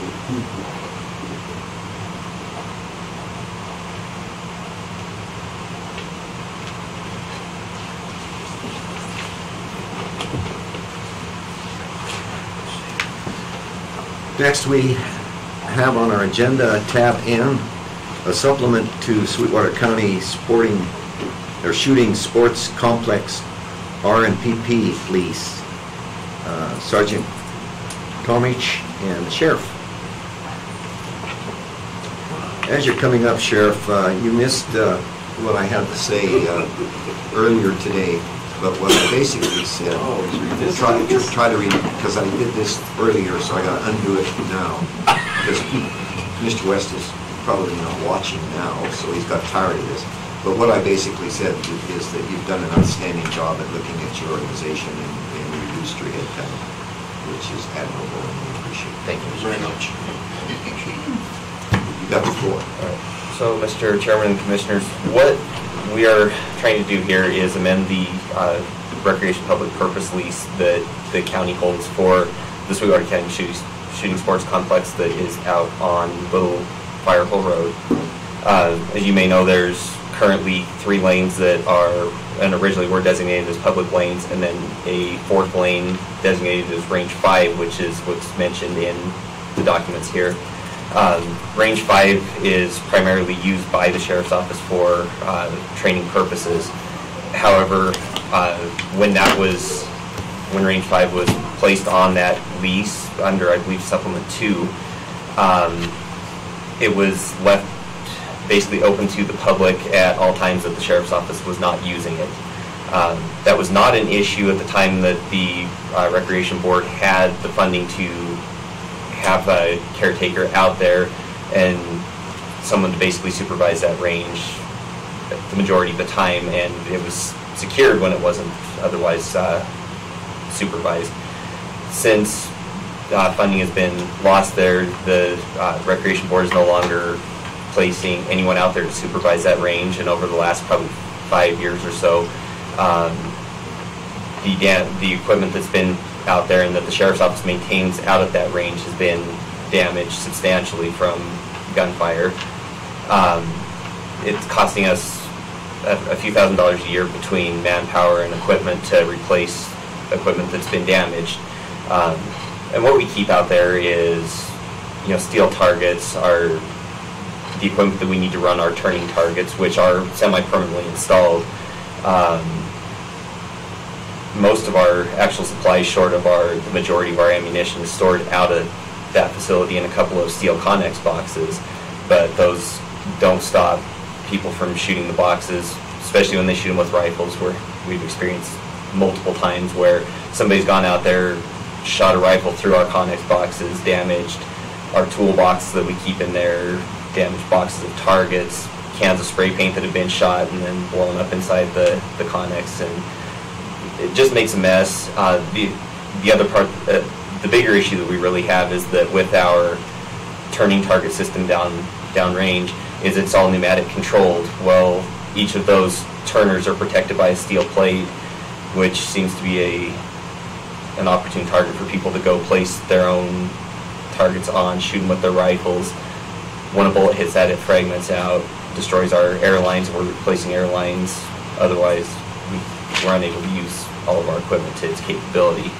So what we're trying to do is go and modify the RMPP lease to allow us to separately partition off Range 5 and minimize the open public access while leaving it open for sanctioned events.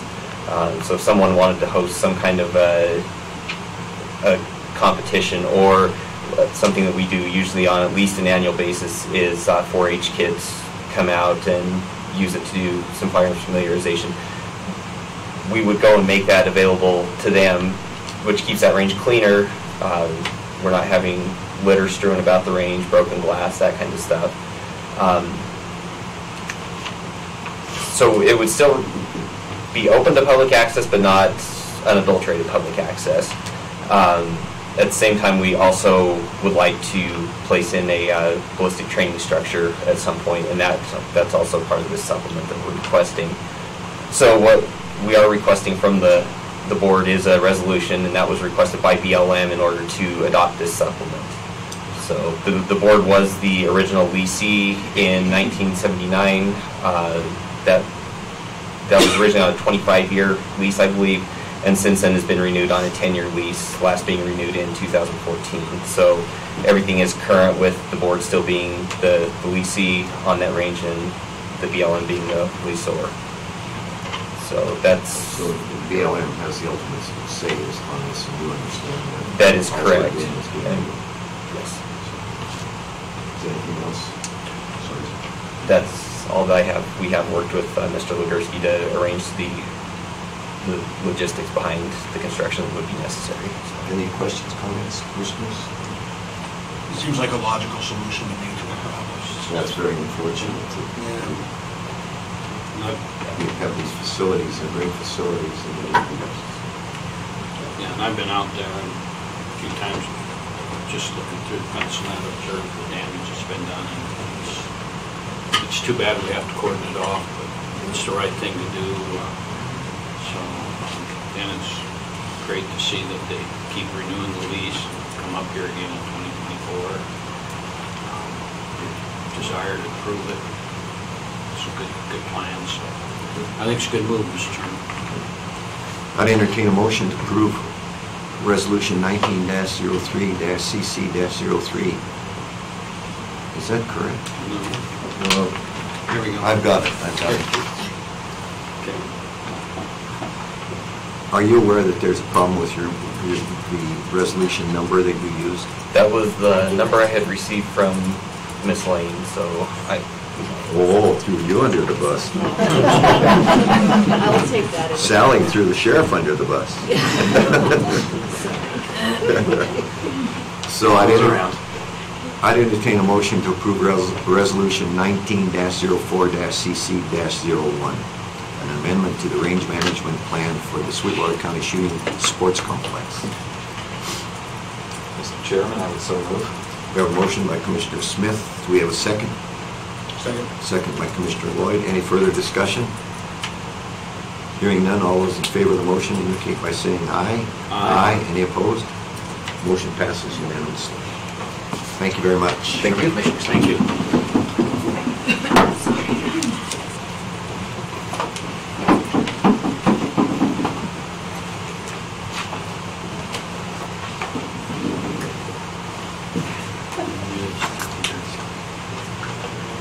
Next, we have before us the esteemed Gene Legursky, Tab O, Jamestown Rio Vista Water and Sewer District Type A licenses. Mr. Chairman, can I take 1 minute before you get to the esteemed Mr. Legursky? It depends. It's very important, or I wouldn't be here. Are you, is that okay with you? That's fine with me. I've been called Steve twice, so I'm good now. That's part of the problem here. And he's still trying. Well, I was so excited with a pat on the back from the commission, I neglected something that I needed to do in that. One of the things that we talked about was transferring the money to the county for Memorial Hospital and for Castle Rock Hospital District. I do need authority from you to pass those funds on to those entities. So that was something that I neglected to do under other. Why don't you just have a chair here and we'll do that under other, then it'll just be a few minutes. Okay. Reggie.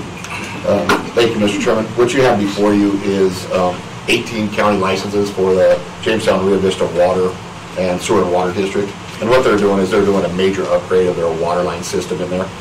Typically, if it's a small one, just a minor road crossing, I sign it myself, but when it's a big project like that, I always bring it before the board so you guys know what's going on. And what I would like you guys to do is allow me to sign these once everything's, we're still trying to figure out fire hydrant placements, and now they're going to take care of the road and everything, but I'd like you guys to give me the okay to sign this. On a side note, these 18 licenses will bring in $4,050 into the county. You do bring in money. Not nearly as much, but I had to put that out. Every little bit. Good job. That's the first time anybody's had a reply to what I've said. That's good. It happened very quickly. You gave me 10 minutes to think about it. That's good. Okay. Any questions before I ask for the motion? Okay. I'd entertain a motion to allow the Public Works Director to issue and sign the licenses once all of the license requirements have been met for the Jamestown Rio Vista Water and Sewer District Type A licenses. I so move. We have a motion by Commissioner White. Do we have a second? Second. Second by Commissioner Wendling. Any further discussion? Hearing none, all those in favor of the motion indicate by saying aye. Aye. Any opposed? Motion passes unanimously. Thank you. Thanks, Gene. Okay, we'll take you now. Okay. Mr. Chairman, Commissioners, once again, with respect to the distribution of the excess tax funds on the specific purpose tax, One of the provisions is that for each of the county entities that were represented on the ballot, Castle Rock Hospital District, Memorial Hospital, and Sweetwater County, that those funds are distributed to the county. I would request your permission, once we have done that, to pass the funds on to Memorial Hospital and to Castle Rock Hospital District. You've heard the request, Commissioners. Entertain a motion to allow him to do so. So moved. We have a motion by Commissioner Wendling. Do we have a second? I would second. Second by Commissioner Smith. Any further discussion or questions? Hearing none, all those in favor of the motion indicate by saying aye. Aye. Any opposed? Motion passes. Thank you again, Commissioners. I apologize. We're Not a just so second- excited. Not a second. We'll remember not to pay for that. Next, under tab P, Sexual Assault Awareness Month proclamation.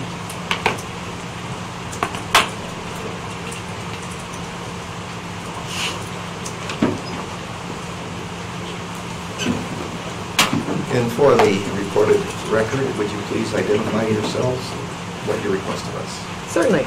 My name is Melinda Boss, and I have certainly come before and met many of you in different contexts, so I just want to introduce myself first as the new executive director at the YWCA. Started pretty much January 1st, but a little bit in December. And I have with me Chelsea Cortez, an advocate in our Center for Families and Children, and Tanisa Congdon, who is our director of the Center for Families and Children program. And we are here. I'm sorry to say I can't say I'm bringing money into the county, but I will say that I promise to take care of the citizens of the county. But we are here as part of the Sexual Assault Awareness Month activities, asking the county to help us with a proclamation. Normally, we always have been willing to do that, but we've got new commissioners, and I give you the opportunity to ask questions if you have any. I've read through and appreciate the work that you do. Have been just a large part of my life, unfortunately, and my family. So I applaud the work that you do, and thank you very much for that. And we're wholeheartedly support you. Thank you. I think I'd be honored to be part of it. Thank you very much. No, we'll just continue supporting. I would like one of us to read the proclamation, please. Who would volunteer to do that?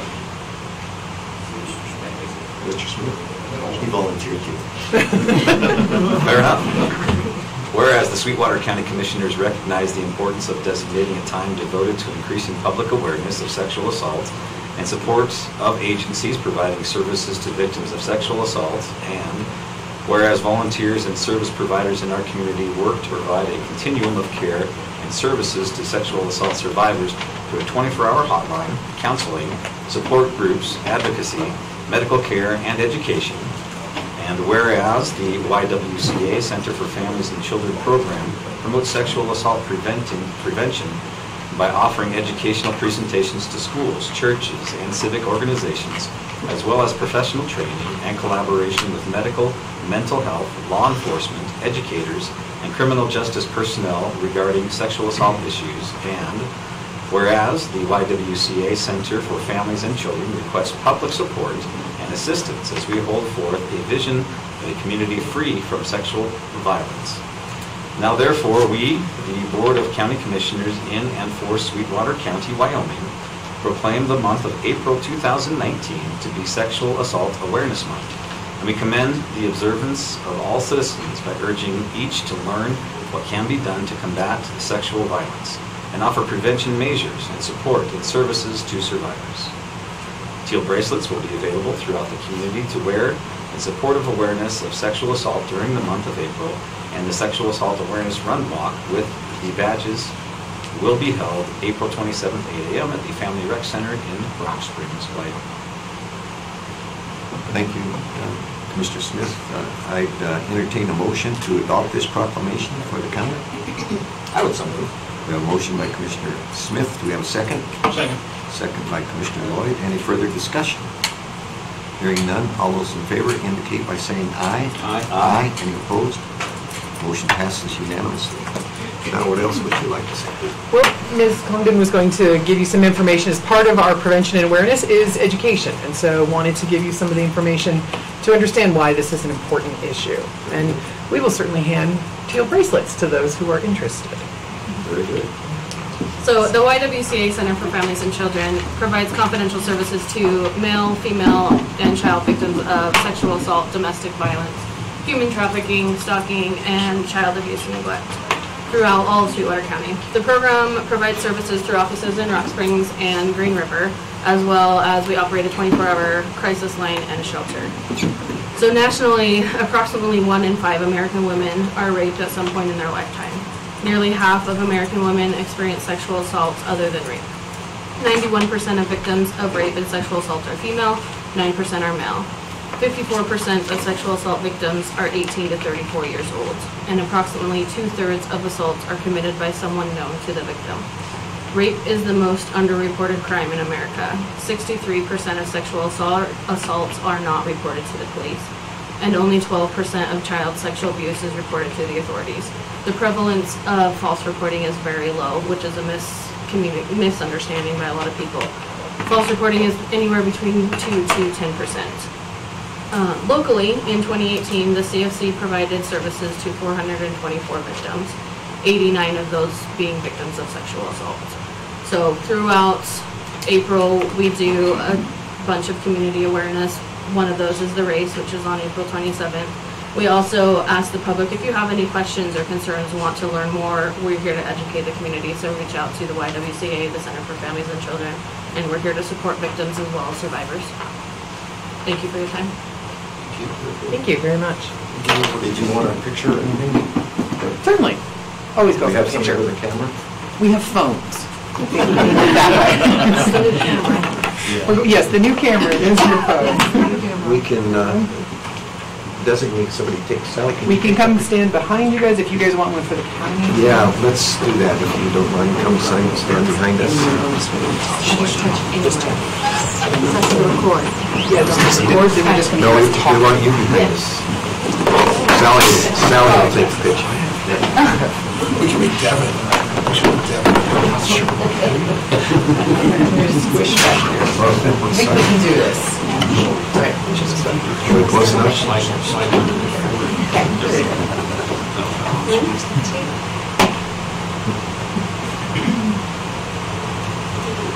Did it go quick? Okay. Very good. Thank you very much. Thank you very much. Thank you for what you do. Thank you. There. So, behind you. So, quick.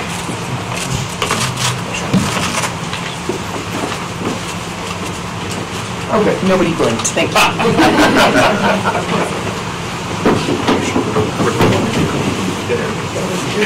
Oh, thank you. Bearing gifts. Good looking, Gavin. It's Janessa, not me. Janessa. Staff? Yeah, we got extra.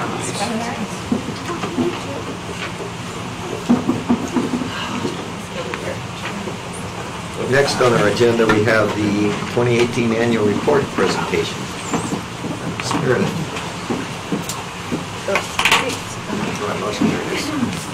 Good morning. Good morning. I'm Janessa Meredith, and I'm the Executive Director of Sweetwater County Travel and Tourism.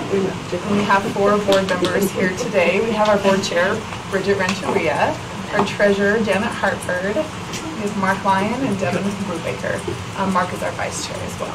So, thank you for allowing us some time today to share with you our 2018 annual report. You have this in front of you. You all should have that.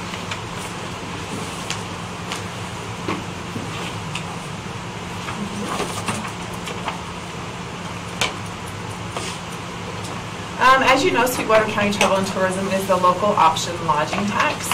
So we administer the current 3% lodging tax. There's a board of 11 board members, 6 of which come from the city of Rock Springs, 2 from Green River, 1 from Wamsutter, 1 from Superior, and 1 from the county commissioners.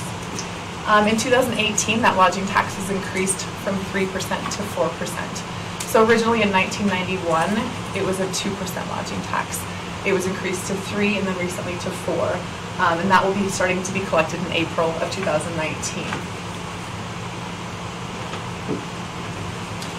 That pie chart on page 3 there shows you how the lodging tax was administered in 2018. So by state statute, it has to be used for promotional purposes. We can't build anything, nothing bricks and mortar. So 68% of the lodging tax is spent on a traditional marketing campaign. I'll talk about that here in a little bit. 11% on event grants, 6% go to the Chambers of Commerce to operate as visitor centers, 5% goes to the Sweetwater Events Complex, and 10% for administration. You can see on that chart as well how the lodging tax has come in. So for fiscal year 2017-18, it collected about $890,000. Right now we're up about 4% over that. It looks like we're trending that way for this fiscal year. And like I said, that will increase to that 4%. We'll start collecting that in July of 2019. So any event that's hosted in Sweetwater County that generates hotel occupancy qualifies for lodging tax funding. So we funded over 40 events in fiscal year 2017-2018. Everything from youth sporting events to conventions, the county fair, the National High School Finals Rodeo, so on and so forth. We also, in 2018, spent a great deal of effort on marketing to the international tourism market. So we met with 48 different tour operators that sell tours to the United States in other countries. So our goal is to meet with them individually and encourage them to put Rock Springs and Green River on an itinerary that they're selling overseas. We've had a lot of success with that in the last year as well. Janessa, can I ask? Yeah. As we go along. So if you give a grant to somebody, what can those funds be used for like the Harry Horse Show? There's 2 different types. So one of them is an advertising grant and one is a sponsorship. So an event that needs to advertise to generate spectatorship, it's an advertising grant that they qualify for. A sponsorship is used for an event that doesn't need to advertise. So like a convention or a culminating tournament where people are coming and occupying the hotels without having to hear or see an advertisement. So those are the 2 types that we have. What can they use those funds for?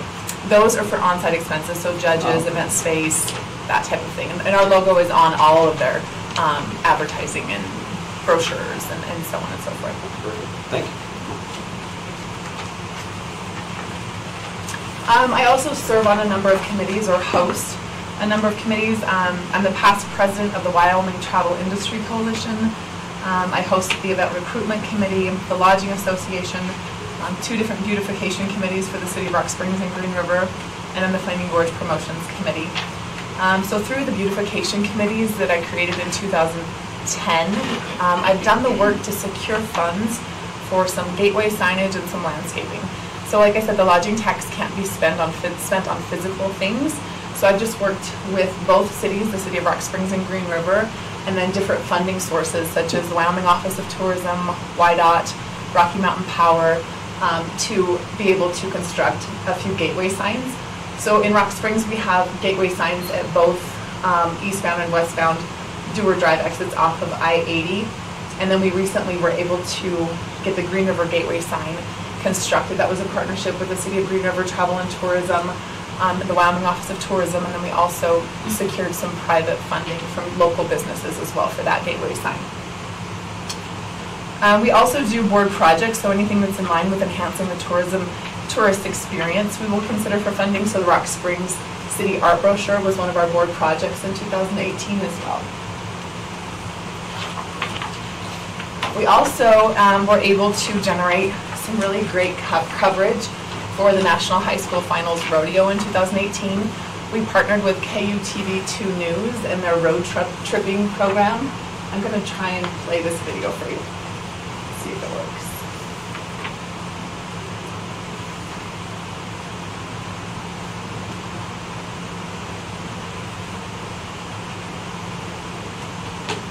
Yeah, it won't work. Basically, they covered it. They had 5 different segments, both on live television that morning and then ones that they played later on and on their Fresh Living channel as well. So that was a great opportunity to really let the region know that Rock Springs, Sweetwater County is equipped to host such a world-class event. It was a really great partnership that we were able to have there. Also, the REACH Awards we've been hosting since 2008. It stands for Rare and Exceptional Achievement for Customer Service and Hospitality. So the Travel and Tourism Board spends a great deal of funds marketing to a potential visitor to get them to come to the area. And when they get here, we want them to have a really great experience when they encounter frontline staff in the hospitality industry here locally. So we have a recognition program called the Reach Awards that we conduct quarterly. So recognizing those hotel employees that are really excelling at customer service and really enhancing that visitor's experience here in the area. Also in 2018, something that was unique to the Lodging Tax Board was a Proud Wyoming Woman Retreat. 2019 is the 150th anniversary of Wyoming women's suffrage. So women in Wyoming were given the right to vote 50 years before any other women were given that right in the country. So that was 50 years prior to the 19th Amendment. So in anticipation of the 150th anniversary in 2019, I created the Proud Wyoming Woman Retreat to reflect the pride that originated during the time of women's suffrage that lives on today. We've had a lot of great coverage for it. I'll show you the video. I'll try to show you the video, I should say, to give you an idea.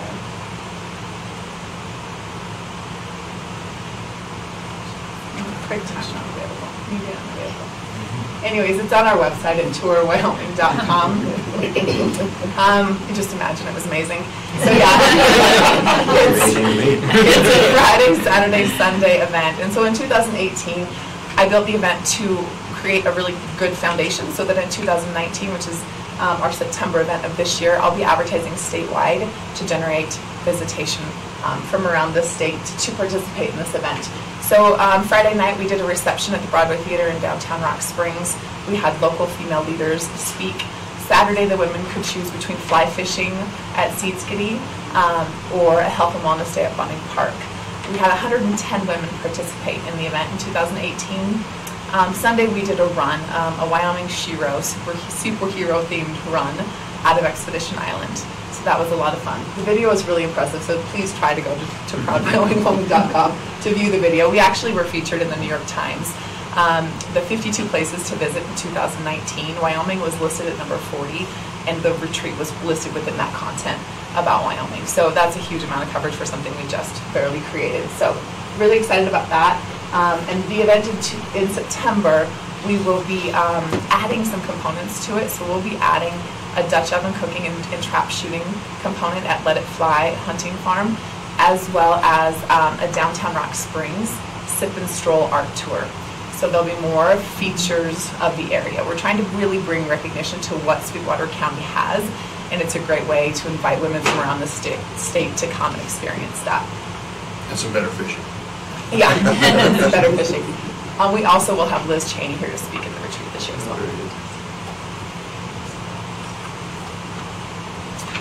Into your report, the bulk of the lodging tax, like I mentioned, is spent on a traditional marketing campaign.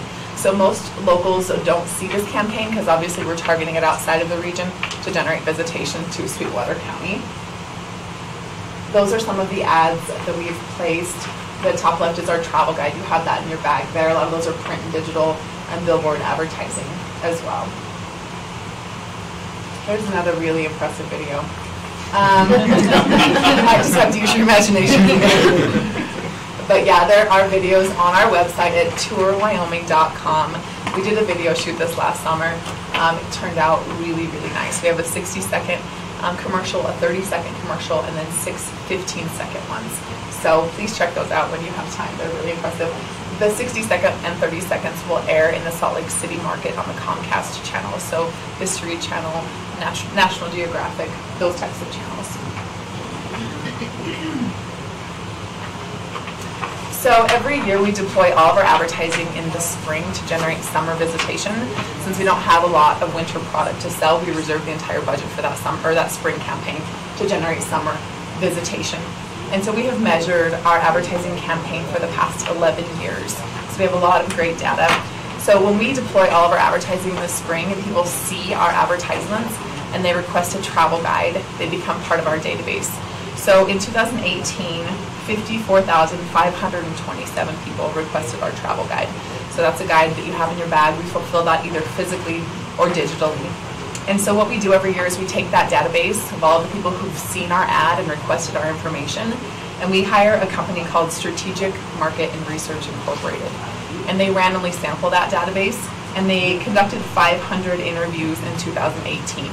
So they asked those folks, so you saw an ad, you requested a travel guide, did you come to the area, how many people did you bring, how much money did you spend, what did you do, all of those things. So we know that 24% of the people who requested our travel guide actually came to Sweetwater County to visit. We converted them to be a traveler. We influenced over 7,000 trips to our area. The average travel party size was 2.6 people, which is interesting because it usually is above 3, so that half a person got cut out this last year. And they're staying 3.7 days, which is longer than average. So we've done this exact same research for 11 years. So we know that the party size is actually getting smaller, their length of stay is getting longer, which is interesting. So for every $1 that we spent to market to them in spring of 2018, there was a return on investment of $59 to the local economy. So there was a $9.5 million economic impact based on the ad campaign that we placed in the spring of 2018. And we know that over half of those folks are on their way to the national parks. So our job is to get them to route through this corner of the state. That critical intersection of I-80 and Highway 191. That's the sweet spot that we try to promote aggressively. And then the State Office of Tourism, they conduct about $250,000 in research every year. And so they're measuring overall travel spending, not just based on one advertising campaign. So this is overall travel spending in Sweetwater County.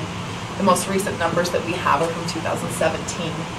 But it was total travel spending of $157.1 million. And that supports almost 1,500 local jobs. So as you can see, tourism is it's a significant part of our local economy. I'm extremely proud to be a part of it. And thank you again for letting us share this information with you. If you have questions, I will take them then.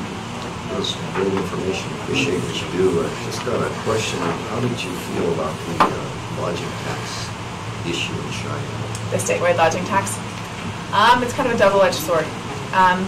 Traditionally, the industry was against a statewide lodging tax. Traditionally, the WLRA, the Wyoming Lodging and Restaurant Association, and the Wyoming Travel Industry Coalition, both as an industry were against it. But the value of the Wyoming Office of Tourism and the marketing that they do is critical to the rest of the state. They drive traffic around the state. Our KUTV partnership was through them. There's a lot of partnerships that we are able to leverage because they have such a larger budget than we do. So we couldn't get the advertising lift that we get with them on our own. So they're looking for a dedicated funding source. They have to ask for funding out of the general fund every year. So they were wanting a dedicated funding source that they could depend on. So a double-edged sword. The industry has never wanted a statewide lodging tax, but we can't lose the Wyoming Office of Tourism and their marketing effectiveness. So it was tough. It was tough. I believe something will come back. Another effort will come back to fund them in a more consistent manner. So you're opposed to it? We weren't opposed to it. We did not step up as opposed to it. Do you know what Wyoming County Commission Association? I don't remember. Do you know by any chance what Wyoming County Commission was giving funds over? They were in favor of it. I think they, Mr. Chairman, they were in favor of it. Mm-hmm. So was WAM. Mm-hmm. Any other questions?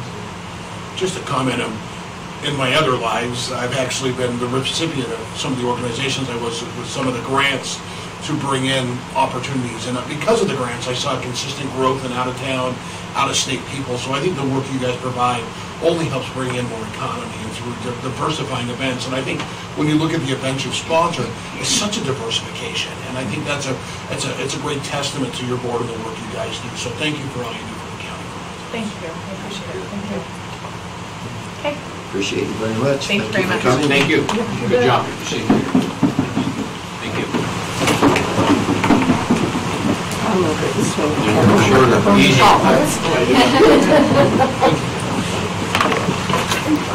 Next on our agenda is other.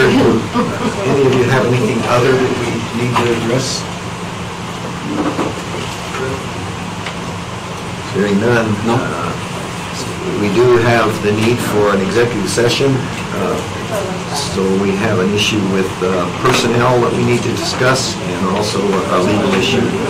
that we need to discuss. I have no idea whether we're going to have to come out with any kind of a decision or not, so feel free to stick around if you want to and see what happens. So entertain a motion for executive session.